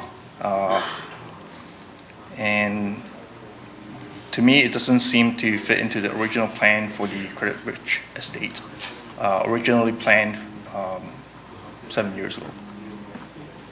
The proposed development is surrounded by 3 stormwater management systems that were built to handle the capacity of the original planned neighborhood. This proposed plan is the only area that is very close to 3 stormwater management systems. So there's a concern about how the new development would handle the sewage and wastewater management. I'm a licensed professional engineer by profession, and I work for one of the largest corporate in Ontario with 8,000 employees. I myself have managed multiple projects involving expansion and altering project scope after the project is completed, very similar to this proposal. There's always risk to handle such a project, and one of them is losing sight of the original intent of the project. In this case, I want to ask if Council has or will revisit the extensive studies that were performed when the entire Springbrook community was built. The proposed area is located at the edge of the community, so requesting a zoning change possibly bypass or simplify a lot of the detailed urban planning procedures that were studied when the Springbrook community, the entire community was planned and put up. Also, a lot of the planner also mentioned about a lot of the studies were being done. But my question is, right now there's construction being done. So how and what kind of assumption was made for the traffic when it cannot be realistically measured to complete these traffic studies? And again, I asked the Council, does this smaller size dwellings fit into the original and existing neighborhood right at the edge of the Springbrook community? And all in all, the proposed plan, in my opinion, does not fit into the original intent of the urban planning strategy. Thanks. Thank you, Patrick. Can you please, what street did you say you lived on? Pathway Drive. Is it, I don't see it on the maps that we have. It's just one more intersection above. Oh, I see it, okay, okay. Thank you. Thank you. Sorry. Seeing no other speakers this evening, Councillor Gibson, would you like to move receipt of the delegations? Thank you. All those in favor? That's carried. Our last application this evening is 4.6. Kevin Freeman is the development planner, and Jason Afonso from Glenn Schnarr and Associates will do the presentations. It's an application to amend the official plan and zoning bylaw, proposed draft plan of subdivision, west side of Chinguacousy Road, north of Bonnie Braes Drive in Ward 4. Sorry?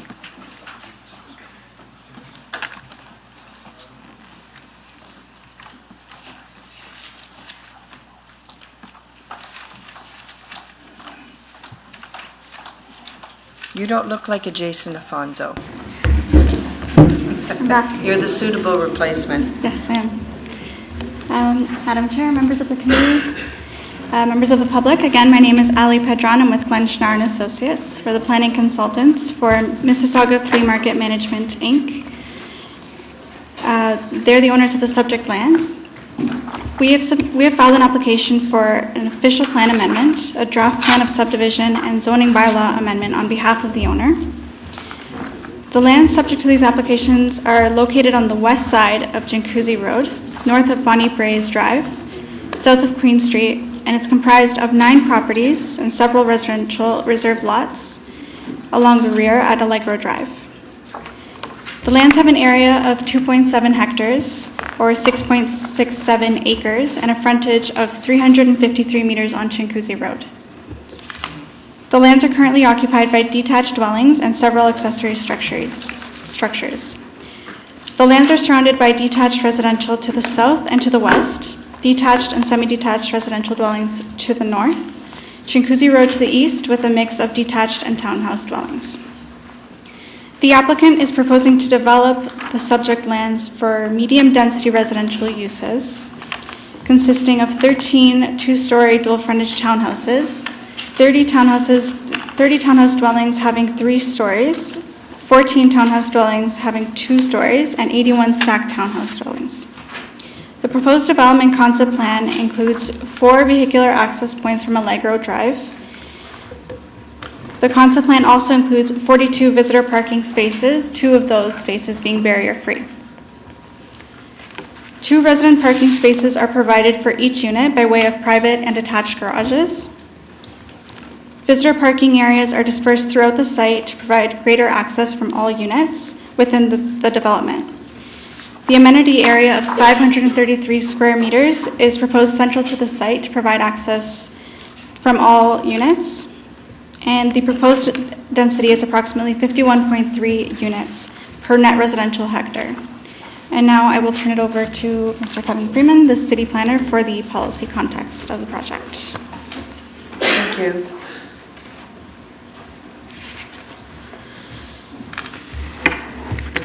Good evening, Madam Chair, committee members and members of the public. My name is Kevin Freeman. I'm the development planner responsible for managing the review of this application, proposing to permit a medium-density townhouse development consisting of 138 condominium townhouse units. The properties are designated residential in the official plan. The residential designation permits a broad range of housing, ranging from assisted housing to upscale executive housing types, and as such, an amendment to the official plan is not required. The properties are designated low-density 2 residential in the Credit Valley Secondary Plan. The low-density 2 residential designation permits townhouses with a maximum combined density of 28 units per net residential hectare. The proposed townhouse development has a density of 51.3 units per net residential hectare. As a result, an amendment to the secondary plan is required to accommodate the proposed density of the development. The majority of the properties are zoned agricultural, and the remaining properties are zoned R1F residential single detached. The blocks that are zoned R1F are located along Allegro Drive and permit only single detached residential dwelling types. As such, an amendment to the zoning bylaw is required to facilitate the proposal. Moving forward, I will continue to process this application and will be considering all comments received from the public and technical experts. At a future time, I will be preparing a recommendation report for consideration of the Planning and Development Services Committee and Council. The report will include a discussion on any comments or questions that are received from the public. All members of the public that provide their contact information for this application will be advised when the future recommendation report will be presented. Thank you, Madam Chair. Thank you very much. Are there any members of the public who wish to come forward and offer some comments this evening? Thank you.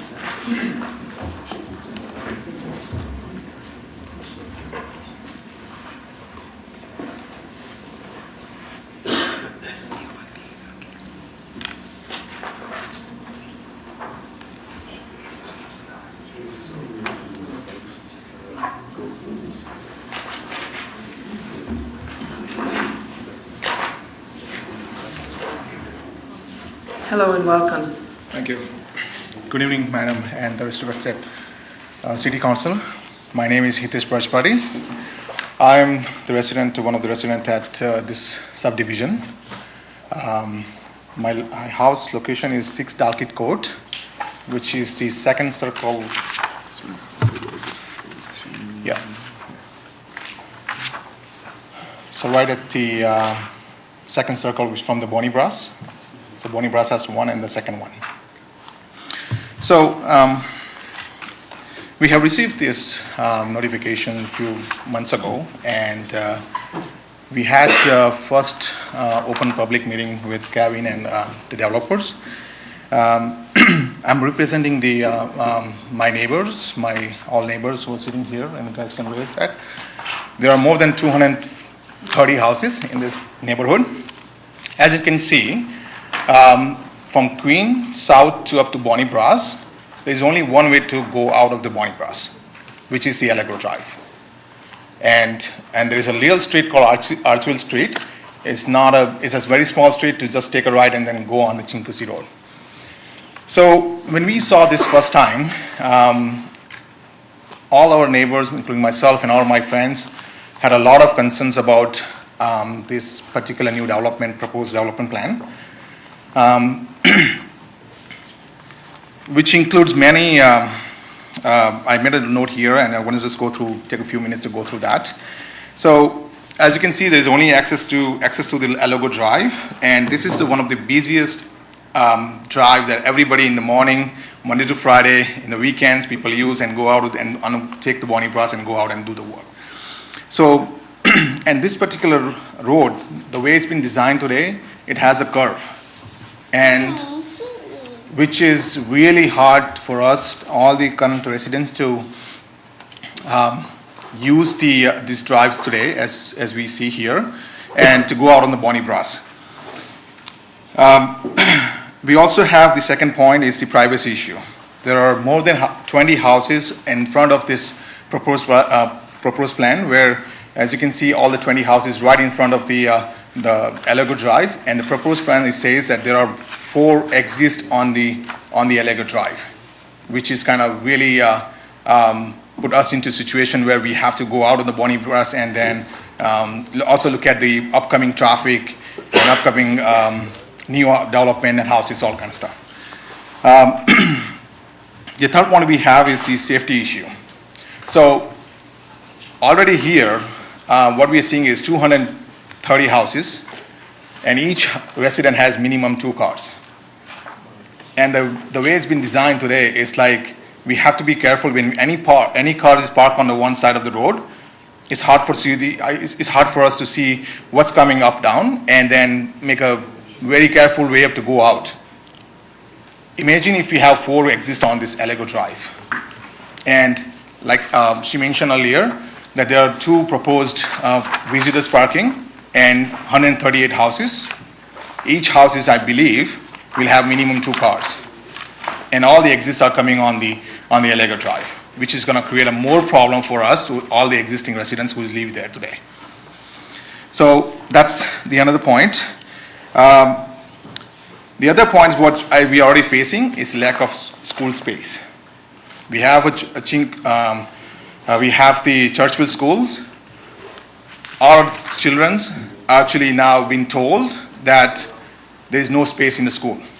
We have to go somewhere, and imagine if we have 138 houses, and do the math, how many kids are coming and how this is going to work out.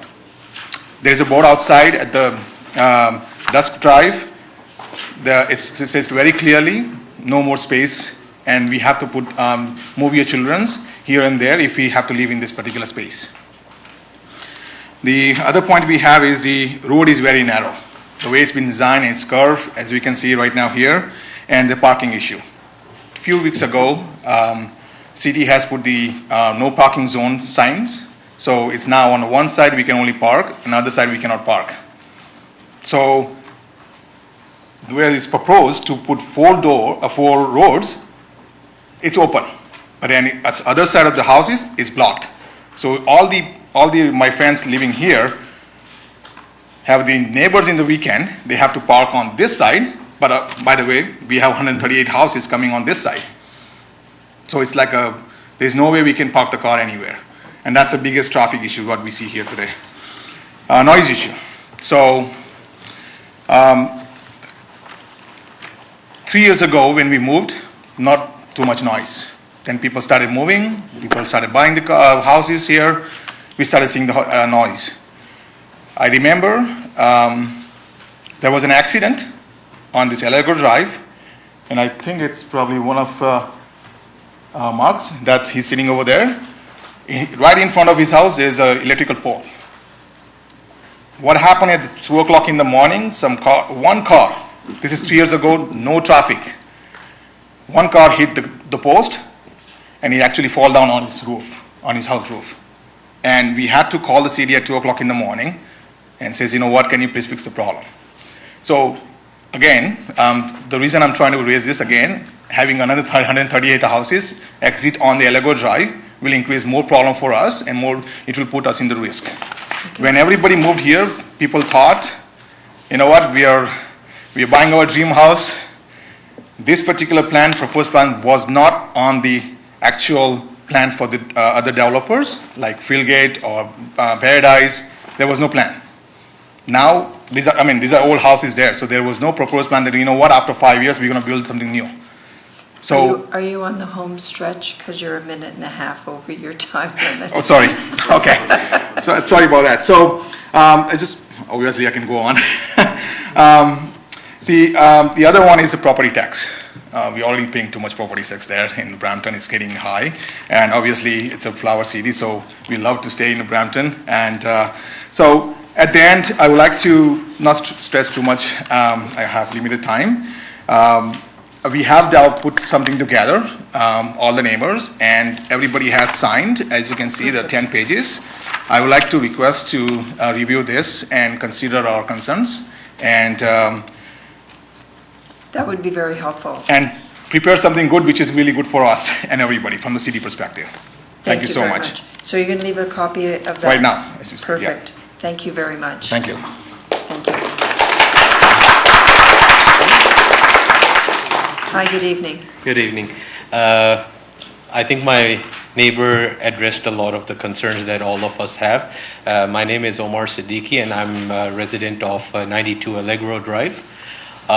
So one of the major concerns that we have in this new proposed plan is, again, the amount of units that are being built over here and the overpopulation. This small subdivision, or whatever you call it, is already overpopulated, and the amount of streets going in and coming out, there is only one. Churchville and Bonnie Brass, and even to go into Allegro Drive, there is only 100 meters from Bonnie Brass. Adding 138 units, sometimes in the morning we have to wait 5 minutes in order to get on Bonnie Brass. Adding 138 units that are facing out on Allegro, just imagine how much traffic congestion will that cause. So this plan was discussed, I think, a couple of months ago, and all of us presented our similar issues at that time. My concern is this plan is exactly the same as it was presented on that day, when we were told that, okay, we'll try to make some adjustment based on the residential's concerns. Our concern is We're presenting it again today. How do we know that our address would be, our concerns would be addressed, and there wouldn't be a similar plan of one or two or minor changes that doesn't actually addresses all of our concerns and then goes into proceeding and gets approval. So that's why I came up, I put down my name, phone number, that we would want to be part of the hearing or whatever the next procedures are before this gets approved. I need to know what are the next steps in order for me to oppose this, right? Luckily for me, I was on vacation when I came back. I saw this. There might be other residents over here that might have not seen this because they're still on vacation and they're not able to come. But I would personally want to know what are the next steps that I need to do in order to oppose this. Yes, they are already residential dwellings over there. You're removing 5 detached houses and replacing them with 138 units. This seems like a trend that all the builders are doing. Pick up few big houses and replace them with big townhouses and make money and make all the residents over there miserable and then move around, right? I think we as a community need to oppose this monetary, because it's all about the money. They could come in and say, okay, we're going to replace those 5 houses with 5 new semi-detached. I assure you, not a single person in this room would oppose that. It's the number of units and the amount of congestion and amount of road noise, everything that's of a concern for us. Thank you.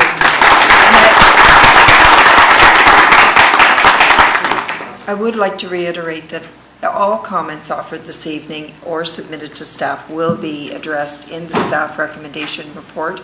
And when the recommendation report comes back before this committee, you will be notified and you will have an opportunity to come out and express that the plan could change significantly or not, as you've seen. So you'll have that opportunity. Okay? Welcome. Thank you. My name's Harb Hundal. I live on Allegro Drive, in Rule 6, I apologize. I'm at 146 Allegro Drive. Me and my wife, we moved from Mississauga to Brampton for the sole purpose of raising a family. We've just recently started our family. And it's actually very disappointing to hear that the school's already overcrowded, which just shows to me how bad the planning here really ends up being. We moved in 2 years ago. We paid a premium to be on this street. We paid a premium for the lot. We purposely, through years of looking, finally searched and found this residence. Okay. One thing for everybody to realize is what's not being highlighted is if you're looking at that map, that thoroughway that's Archville out to Chinguzi also has similar property on the north side of that. There's additional 3, maybe 5 more residents on the other side. So what is it to say that this goes through some sort of an amendment? You don't get 138, you get 100 units, and then you turn around and you build another 70, 80 on the other side. You guys have literally taken 234 houses and more than doubled it for merely a property tax increase. I just have a brand new son 2 weeks ago.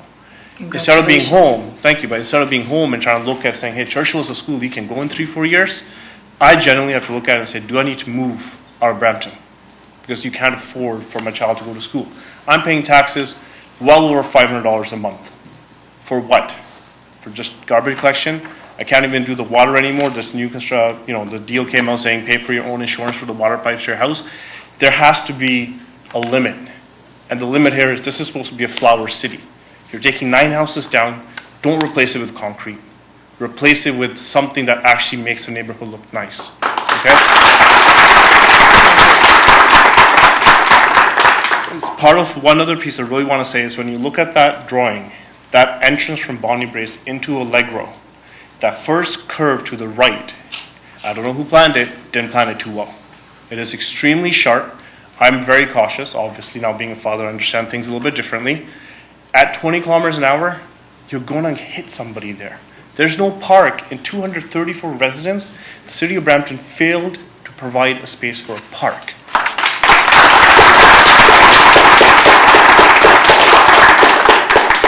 We were sold on that there will be a bridge connecting us to another street that has a park that's designated for us. I've been here for 2 years. I don't see a bridge. After 2 years, all I've seen is the city come in and cut some trees away from the the sidewalk. You guys have to step up. If this goes through, you will lose residents out of that street. You will devalue our investment. You will devalue your own residents. And you know what it is? It's up for City of Brampton to actually, for a change, do something for its residents other than just build residents on top of residents on top of residents. You guys have to start doing better. Look, you're going to hear the same message from all of us. But I think one thing you guys have to understand is if there's 234 houses, look at how many people are here on both sides. That's a good chunk of the neighborhood at 9 o'clock when they'd rather be home with their kids. It's a school night, but they're sitting here opposing this because it genuinely matters to us. If this goes through, it's horrendous. Yeah. So just for a record, if this stuff goes through, you will have devaluation in that neighborhood. And with all due respect, it's no one else but you guys to blame because you let it go through.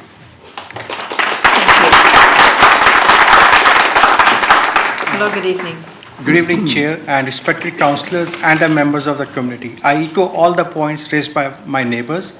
And one point what I want to raise, being as an engineer, when that 9 houses were built or that system was designed for 9 families, now you are moving 140 families, which means 20 times more.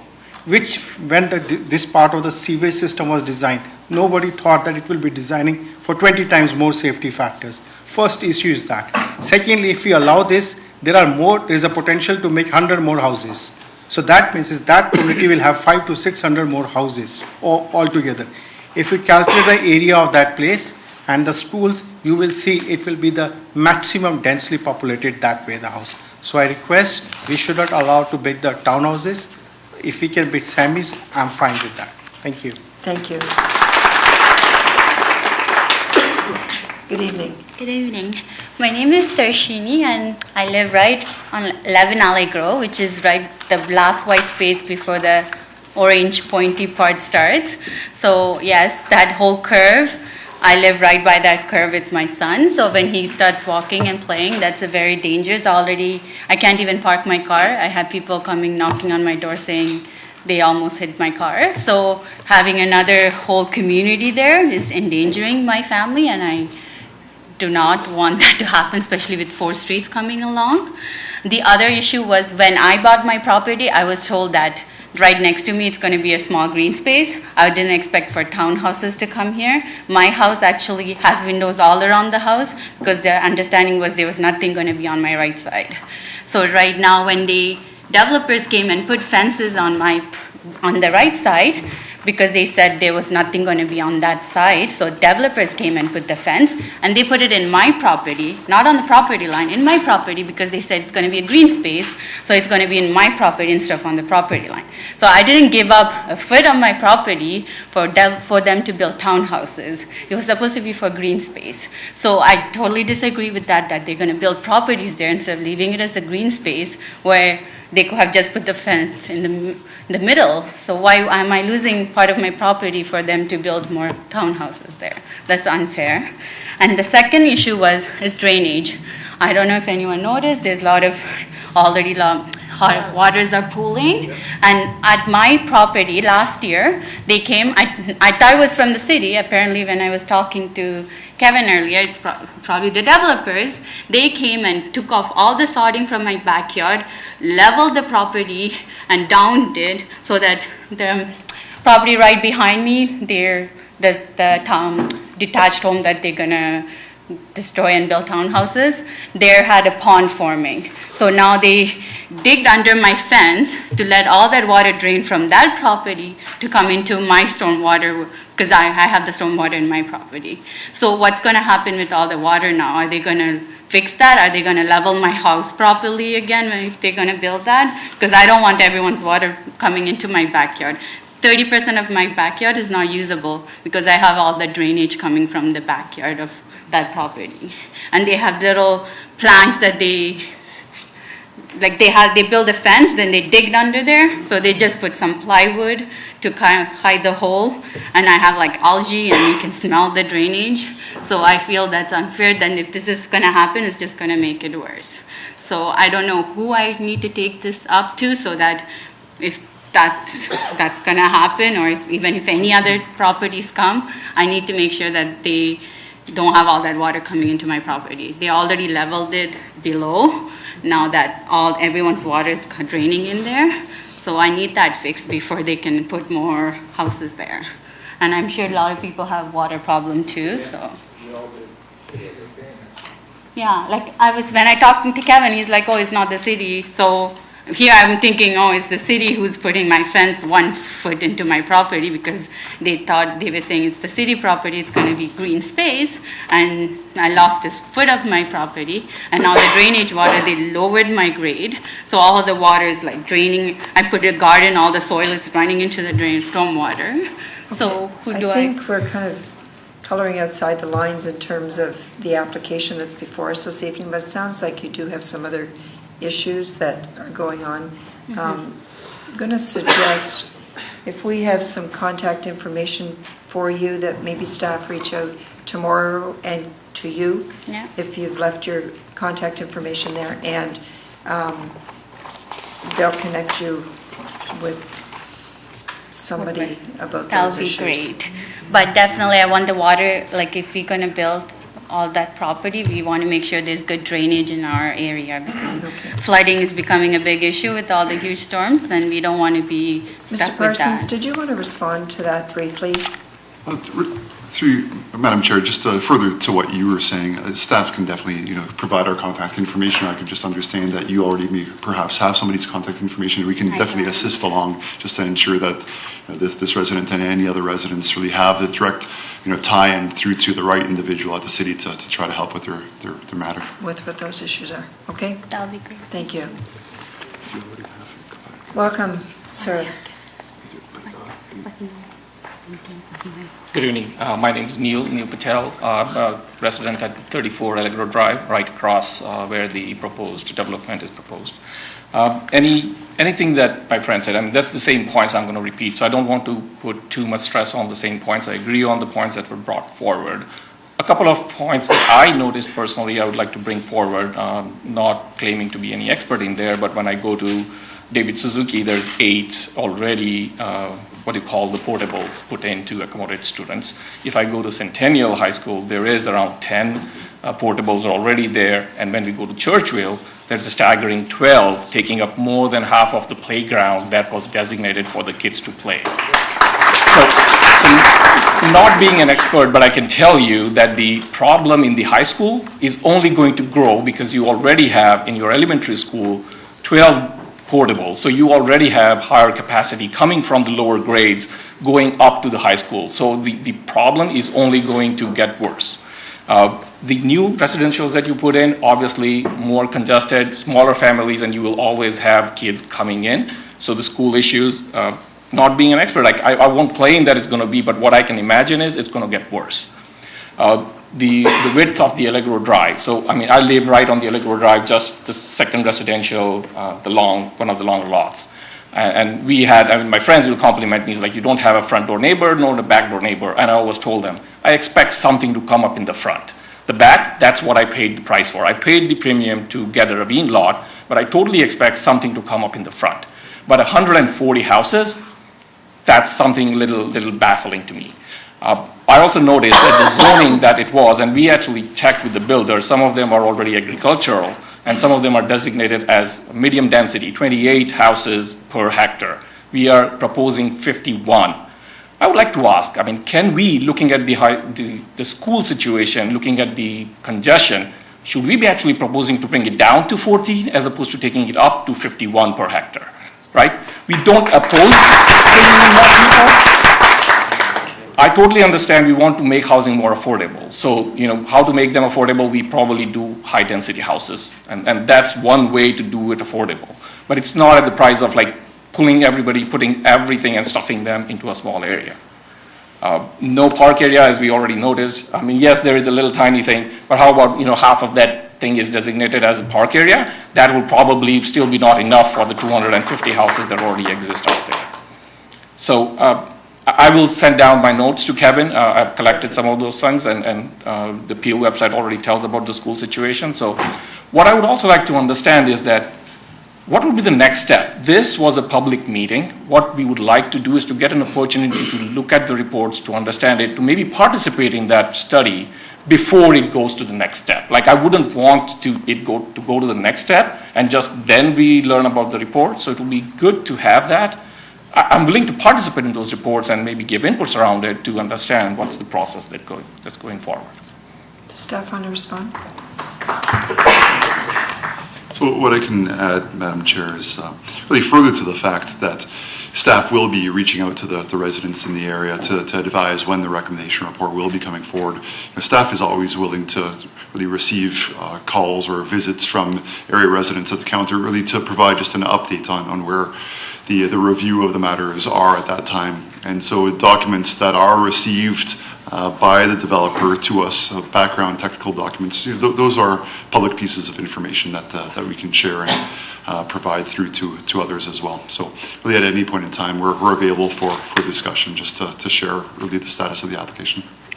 That's great. So probably what I can do is, like Mr. Paleshi's idea about having a public consultation, I would probably work with the councillor to see if we can actually have some information session around what those, if there is any amendments coming up in the plan, to have this big group of community actually have the opportunity to review it and have a discussions other than just an official meeting here. I would appreciate if we get that opportunity, and I'll probably get in touch with you. Great. Thank you. Thank you very much. Welcome. Respected Chair and everyone, good evening. All of my neighbors have already raised all the concerns.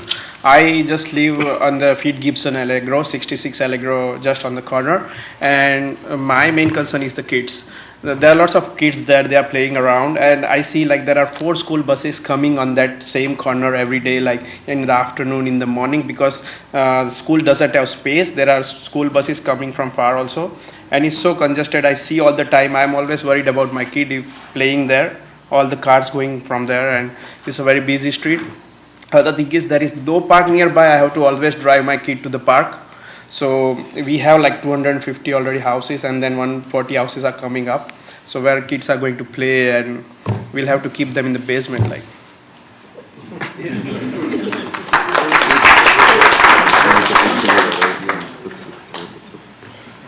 Good evening, Madam Chair, respected councillor. My name is Harshat Patel. I live on 16 Allegro Drive. I just moved a few months ago. That is like a house is built by Fieldgate Development. As some of my friends already told, that's like to buy the Ravine lot, you have to pay about a $50,000 premium, and which I paid for it. When I was trying in the process of moving to this new community, I was thinking about, say, my daughter will go to the Churchville school. But when actually we move and we call the school, say, okay, we are here, and they clearly say, there is no room for your daughter. You have to go somewhere other, like up north school, McClure, which is, we have to cross the major intersection and everything. Literally, if you drive, very close, but you cannot walk. Churchville is very in a walking distance by. So right now, my daughter has to wake up early. She has to leave the home 30 to 40 minutes early in order to reach the school on time. Secondly, I go every day to the work, as everybody does. Before I get out from my driveway, people are already talk about the traffic on highway, but for me to get out from the driveway to on Aloe Grove, it's not a straight away easy answer for me. I have to spend at least, there are 2-3 cars going on all the time, and I have to wait for them to just have a safe access for me to get out on Allegro Drive. Imagine now, one of my friends told me just a few months ago that the city has already put the no parking sign on the west side of the Allegro, and that's his reason because road is narrow. If there is a car parked on both sides, there is no room for the emergency vehicle to just get through it. Now imagine, if emergency vehicle have other problem, and if you are adding the 138 units on it, what will be the situation? I guess we have to put the signalized intersection on every driveway. That will be the safe way to get out from this community. That's my real concern. Now, my daughter, she's a little child. Why she need to wake up that early? Because the school has no space on it. Portables are full. Is it fair for taxpayer to go through this pain? I don't think so. If you put yourself into my shoes, you will understand that pain. So I hope that city councillor and the consultant and the staff will take this seriously, this concern, and have some meaningful development. I'm not saying no to the development. I am a professional engineer. I know that somebody, when they purchase land, they want to make money. But they want to make money just because of put the pain through the other areas resident over there, which is not fair. Thank you. Thank you. Good evening. Good evening. My name is Harshit Patel. I'm living in Archville Street, number 5. Actually, there are 10 semi-detached on Archville Street, and currently there is only 2 entries coming to this community. One is Archville and one is Bonnie Bears. And there are, one day I will sit outside. My kids are all in all summer playing on a driveway, and they're playing on Archville Street. I was sitting outside in 1 minute, and I counted currently there are 10 cars coming out from and coming in from the Chinkusi Road. And every time I have to scream my kids, that's a bigger concern. And imagine there are 130 units and that more cars coming, so kids are not safe to play outside in the summer. And not only my kids, there are also Allegro and Archville, the intersection. There are 50 kids, around 25 kids are playing from age 5 to the age 14. And the second concern is in the morning there are 4 or 5 school bus stop at the Allegro and Archville intersection. And every morning there are big traffic coming out from the Archville Street. Even I cannot able to pull out my car from my driveway. And nobody is stopping at that street on Archville Street. So I have to wait for 5 minutes to pull out my car from the driveway. So that is the biggest concern about that on that street. Other thing, it's 50 kids are walking in the morning from that Allegro and Archville Street. There is no school bus because school bus is not provided. It's within a 1 kilometer school. And imagine there's 50 kids walking every day in the morning between 8 to 9. And 130 units comes. And there are more children added into that. So even not my kids are safe. Maybe the people coming who stay coming and they are not even safe. And I can see that if the plan is approved and more kids are there, my kids are sitting maybe outside in the park in the March, in spring maybe. Right now they're going in a portable. And my kids, they go to washroom, they say, oh, they have to wear a jacket and everywhere. They're going inside school and then this has been ridiculous. So imagine the kids are sitting outside and they're coming more crowded. It's been a very ridiculous. So those are biggest concern. If it's cars hitting anyone kids in the future, who is going to be responsible for that? I just have one question, that's it. So hopefully you guys understand and they come up with the good solution on it. Thank you for your delegation. Good evening. Good evening, Madam Chair and the committee. I'm nervous now because I don't know what to say because they've covered pretty much everything. So I'll just share a small story. Just backing up and reiterating the point, that red corner, extremely deadly. First of all, I don't know how this plan was put out. One opening and Archville, which is right turn only, you can't make a left turn. How does that serve 230 homes? We had first of all, about a year and a half ago, my neighbor, Mark, he had to evacuate at 11:30. The gentleman mentioned 2, but the whole process went on for a couple of hours, but he had to leave with his 3 kids, his house at 11:30 at night, the youngest child being, I think, 2 years. 2 years. And because a girl, sober, completely sober, I saw her, it happened right in front of my house, hit a pole. And the pole was causing a risk on his home, so the police officer said, before Brampton Hydro or somebody from the electrical department comes in, you need to please leave because it's a safety issue. I wasn't evacuated because it only hit the shorter roof and not the higher one. So that's one point. These are all incidents that have happened before all the homes have closed at the back end of this Allegro division. Second point is that red bend, the corner there, I almost had my heart pop out of my mouth when I hit, I'm not going to name whose kid, but I almost hit him at less than 30 kilometers per hour. you cannot do more than 30 on that bend because it's not possible. Whether there's cars parked on the side or not, with empty, you just can't do it because it's such a sharp turn. And you're always nervous. If you're a driver, you're just cautious. You have a little bit of driving experience and, okay, there might be a car there, so you pay attention. Let's say there's a car parked. That adds to that risk. Now you have kids on the bicycle. Parents cannot be there at all times. Summertime, they're crossing the road. Child shouldn't pay for a price for a small mistake like that. Kids don't know. Okay, so we gotta treat it with a little bit of a sense here.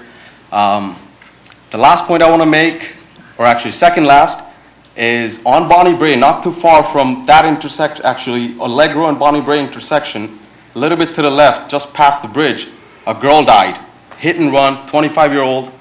I think maybe 28 hours later he admitted, he showed up in the police station. But I was there. The police didn't, my mouth's getting dry, but the police didn't let us go there. But this was also at nighttime, at 10 o'clock, a girl died, 17-year-old. This is all in the news. We know that. We already opened a traffic ticket. And my friend Hitesh, we already, I think it was in the letter that we all signed. We didn't want to take too much of the time. So we got the signatures in advance.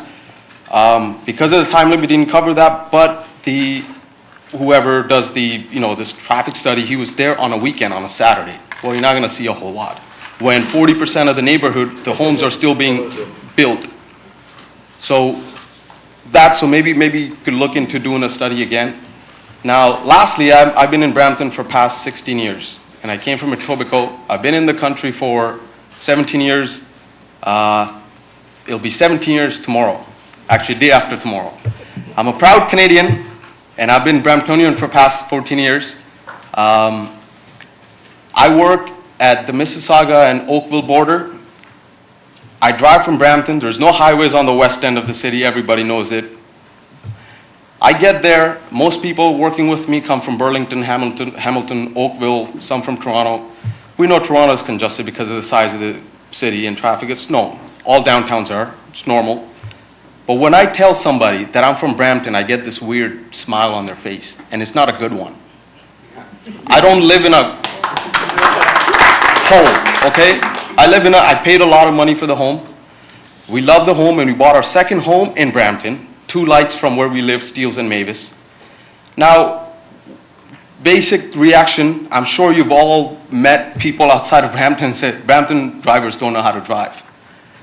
It's unsafe. Car insurance are going up. Another 38 in a small, really high density. I don't know why it was called medium density, because that's on the boards and a paper I've seen, that's high density. That's not medium. 138 in such a small space.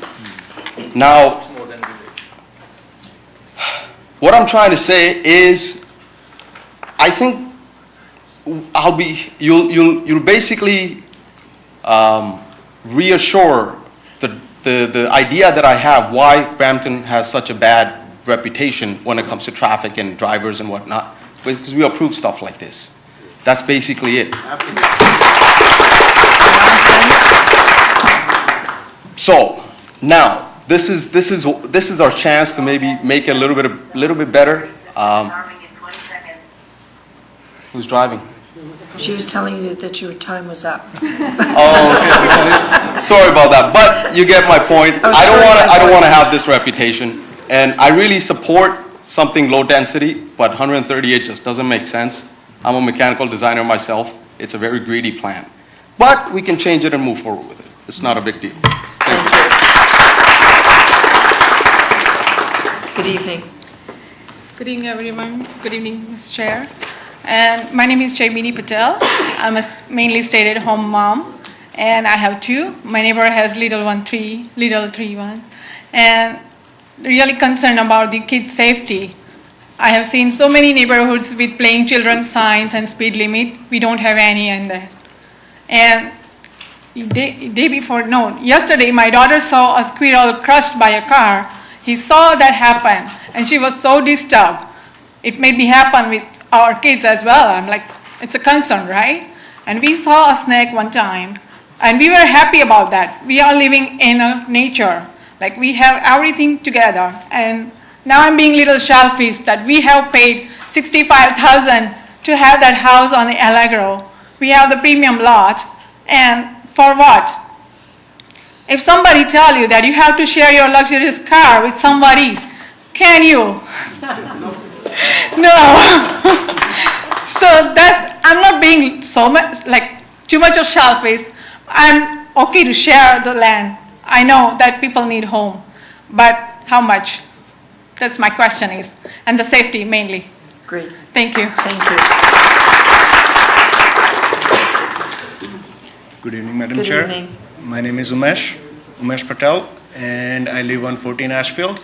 All the issues raised by my neighbors, I completely agree with that. One more thing, I just want to share my personal experience that's related to kids as well. I moved 6 months ago to this new neighborhood from Mississauga, and my son is 10 years and daughter is 6 years old. We never needed to watch them while they were playing on the street, although we were always there to look after them, but it was not like with very alertness. But since we moved over here, I have to be very alert, and I have to be with them when they're playing outside. And a couple of times I had to tell my son, older, the 10 years old, that it's not safe and I don't have time right now to be with you, so you cannot go outside. So he said that let's go move back to Mississauga. So that's my concern. Hi, good good night, evening. Madam Council and the rest of the councillors. I'm a little sick, so just forgive my voice. I just wanted to clear up. Everybody's backing up. I just wanted to say that I'm not going to repeat the comments that my neighbors have made, except that I wanted to say a couple things. One is that I have lived in Brampton for almost 30 years. In the year 2002, I was calling into the city of Brampton to find out when they would start developing the area in which I bought my house. I think that today I'm very disappointed in what I see. I'm disappointed in the fact that there was a meeting and we were told or that it would be looked at for some proposed changes to the plan that I see before me, except it's the exact plan that I saw a couple months ago. Nothing has been done with it. I hate to think that nothing will be done with it, especially after so many people have come here so late in the night to speak to each and every one of you. And even to the gentleman that's sitting up there, I recognize him from our meeting. I wanted to point out two things. One is, I think that our children is very important. And whilst, everybody has spoken about the safety, I think that is something that is especially important. And I'm not going to go into it because everybody spoke about it. The other thing I wanted to point out is that many of you probably have never even passed on this street, with the exception of the gentleman from the city. I'm not certain, but if you pass by and you drive along Allegro Drive, you will actually see how very windy that particular road is. To even fathom, to think that you could put in 4 entrances and exit points on that street, it's possible to be done. It's just a street, but it's not practical, and it's not something that is in any way safe to any of the residents who live there, especially the kids. They have put up no parking on one side of the street. Now people park on my side of the street. I've been driving for how many years? I have problems getting out of my driveway right now. Imagine when we have so much more homes that are going to be built. I implore you, we have all come here, we've spoken from the bottom of our heart as to what it is our fears, what we want, what we think should be done. I think that hopefully the city will hear our voices, that something could be reconsidered. I believe 4 exits and entrances on Allegro is really not practical. That should be looked at from a safety perspective. And that the whole plan, all of this comes from the fact that this is an overcrowded site. And why is it, it's being sold? People can build stacked townhouses, and yes, the city will get a lot of property taxes, but at what cost? At the cost of the people who have invested and who have paid and who have moved to the city. And for me, who've lived here for almost 30 years. I think it's a slap in the face for myself, and I think it should be. So on that note, I'll say good night. Thank you.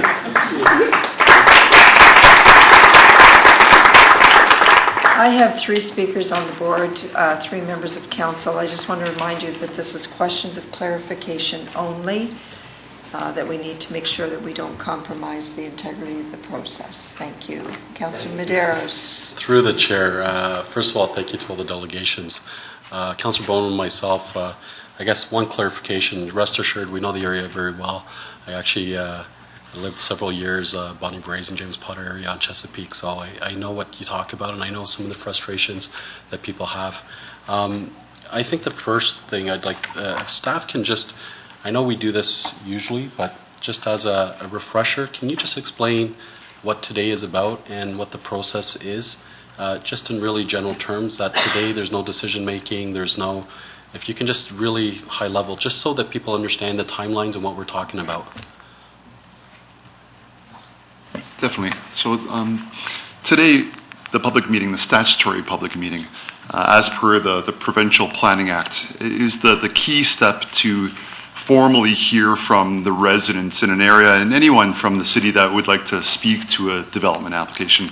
As many of you know, there, in this case, was an informal public meeting that was held with the developer for some discussion. But today is the mandated, required public meeting as identified by the Provincial Planning Act. And so staff here today have been taking notes to from all the concerns and notes that have been brought forward to us by all the residents for this application and all the other informal public meeting items as well. Really, going forward, staff will be looking at all these items that we've heard about, and we'll be trying to understand them better by understanding them and in conjunction with all the technical data that we've received submitted by the applicant, and which we are reviewing with our own city experts to understand whether we are in support or essentially we see that whether we have concerns with those technical studies that have been submitted by the applicant. So going forward, we're going to be understanding all of that better, the technical information, the information that the residents have brought out. We ultimately will be really creating an opinion and putting forth a recommendation through to this committee and council as well. And that will be in some months' time. In advance of that recommendation report coming forward to committee for consideration, we will be reaching out to all the residents that have provided their contact information through to us so we can make you aware that that's occurring, and you can choose to come to that later committee meeting as well. And if you choose, you can contact the planning staff and the clerk staff to identify if you would like to speak to the item at that point in time. You can receive a copy of the recommendation report that our planning staff has created in advance of the meeting. You can go over it and identify what your discussion points might be. Further, as said earlier tonight as well, city staff is always available to speak to residents, whether you want to phone in this case through to Kevin Freeman, who's the planner assigned to the file, or Michelle Gervais, the manager for the file, or myself, Alan Parsons, who's acting director with the department, to let us know your thoughts and to ask about any clarification that you'd like, the status of the application and whatnot. Thank you. Now through the chair, so Councillor Bowman and myself, similar to Councillor Palashi, and thank you again for launching it. In the interest of wanting to do a town hall or a public meeting, I guess through consultation with staff, we would identify an appropriate date or an appropriate time period in which we might set that up. Is that correct? Is that how the process would work?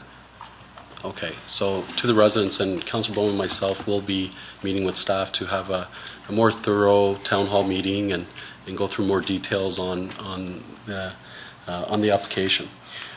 Just through the chair, when I look at the application per se, when I look at our information summary, so one of the things that boggles me, I've always questioned. So on one end, we have to amend the second plan, but we give a sustainability score for a project which currently is not in regulation. So it's not conform. So why do we even give a sustainability score? You know, in this case, I see it's a bronze threshold performance when it's not in compliance. So why wouldn't that, like, it's almost like an application that's not valid, but we give it just an evaluation. If you can explain that. Yeah, so through you, Madam Chair. So the sustainability score and summary that we do require with all applications now, and which we do comment on through our planning reports through to you, it's an objective look at really the scoring elements behind the walkability that's created through the proposal. There's other sustainability items that we look at as well, as far as the way in which it's engineered, how sustainable it is as well. So it is an item that we know about, that we want to share through to you. And but ultimately, through that future recommendation report, we're going to be identifying whether that does have particular credence in some ways or not. You know, so so it really there are a number of really facts that we're speaking to at this point in time, but we're not putting them all into context now and putting forth an opinion, but that will occur later. And through the chair, and this is just, you know, as again, I think some residents talked about, I'm not an expert, and I'm not an expert myself. But, you know, I know that's one of our problem areas in terms of traffic. If you speak to Peel Regional Police, just along Bonnie Braes, the school traffic we have there. So when I looked at the sustainability score, I was myself, because if we were to take in the traffic impact study, I wouldn't even say that'd be close to, again, I'm not passing judgment, I'm just wondering how we weigh the criteria, or even we would provide a comment. Through the chair, also regarding school availability, does that get considered as well when we're looking at the application? So through you, Madam Chair. So the city staff always does ask the two school boards for comment on each and every one of our applications. We definitely want to know their thoughts with respect to the school availability for the kids in the area. And they provide those comments through to us, inform us of not only the availability of spots in a school, but really their sentiment as well as to whether they see a particular objection that they might have to pose through on a development application. So that is definitely regarded as we go forward making our opinion and our recommendations through to you ultimately. Okay. Well, I appreciate all the work, and I thank you again, and let's see what comes out of it. Thank you. Thank you. Again, Councillor Dillon, question of clarification. Yes. I had a question regarding, I think Councillor Medeiros might have touched on the school issue, because I've heard a number of comments that they already have 12 portables up. So you've said that the appeal board will provide comments.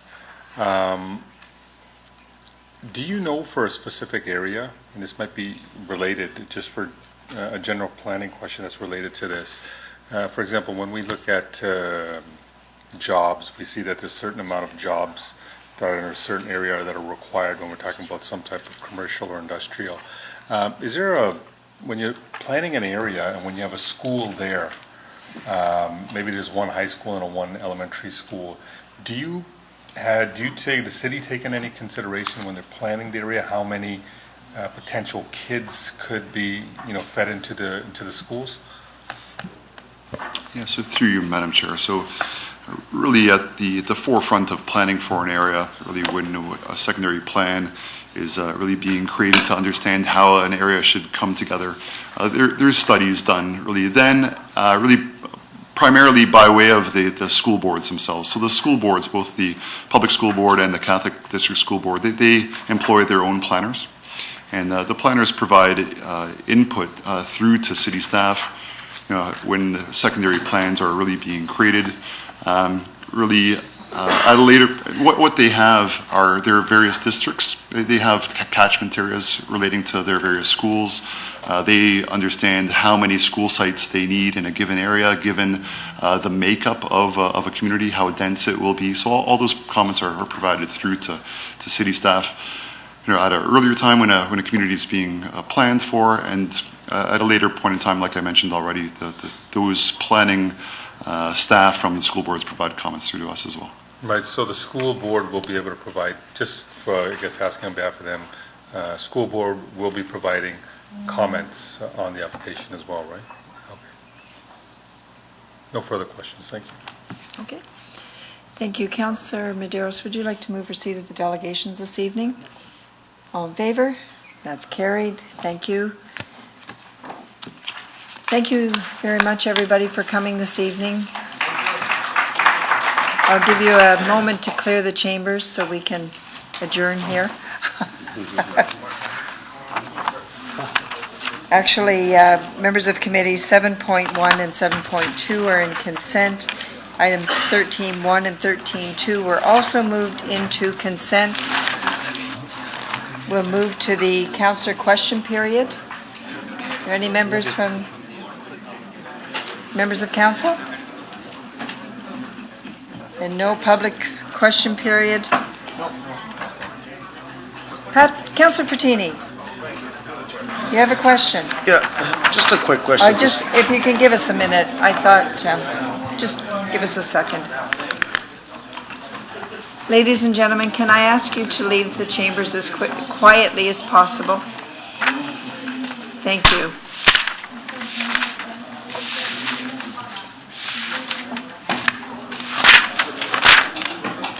Councillor Fortini. Yeah, just a quick question to staff. Thank you, through Chair. Like when we get stuff like this, you know, I can't. When we get a diagram like that on this application, like this, we can't read really nothing on it. At the end of the day, I don't know the measurements. I don't know if there's a parquet. It's all black and white. Like. That's what Jeff sees all the time. You know, I feel sorry for Jeff over here. But, so can we, I don't know, make it bigger or, more clearer anyway? Councillor Frattini, you raise a good question because when I do pre-agenda, staff have got a colored copy and I have a grayscale one, and it does make it awkward. It's the cost of it's the same thing over here when you look at all the spaces here, and it tells you the color, what zone it is. At the end of the day, it's all one color. So, maybe. Commissioner, or I don't know. I don't see a. They're arm wrestling over there to see who's the best one to give the response. Measurements. Okay. Thank you.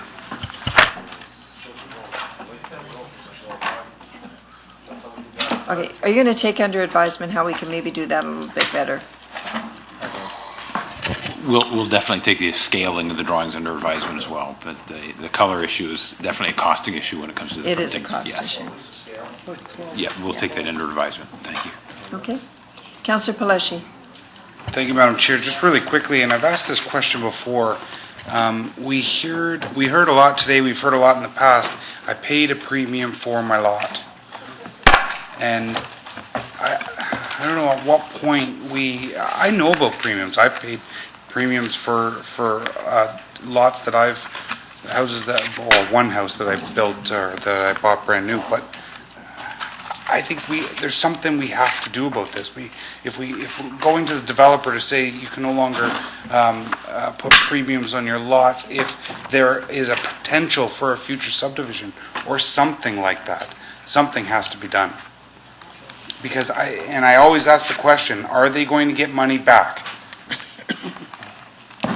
And nobody can ever answer, but we really need to look into the potential of stopping premiums for the potential of houses being built around. Unfortunately, we can't regulate what one charges for a property. Certainly, we can do our best to advise the potential adjacent uses and future uses, which, again, we can't stop anybody from bringing forward applications of any nature. However, those premiums are not something that we would really be able to regulate. The best we can do is inform purchasers. Is have the developers let people know that there is a potential for a subdivision or something being built behind those. Yeah, and to the extent we know, we do make that aware to potential purchasers. Okay. Yeah. Thanks. Okay. Councillor Dillon. Sorry to bring it up, just if you can get some high resolution, it'd be good. Just like 11 copies, that's all. For the maps. Actually, Councillor Miles beat you to that. She moved a motion to adjourn. All those in favor? That's carried. Thank you very much. Thank you, staff.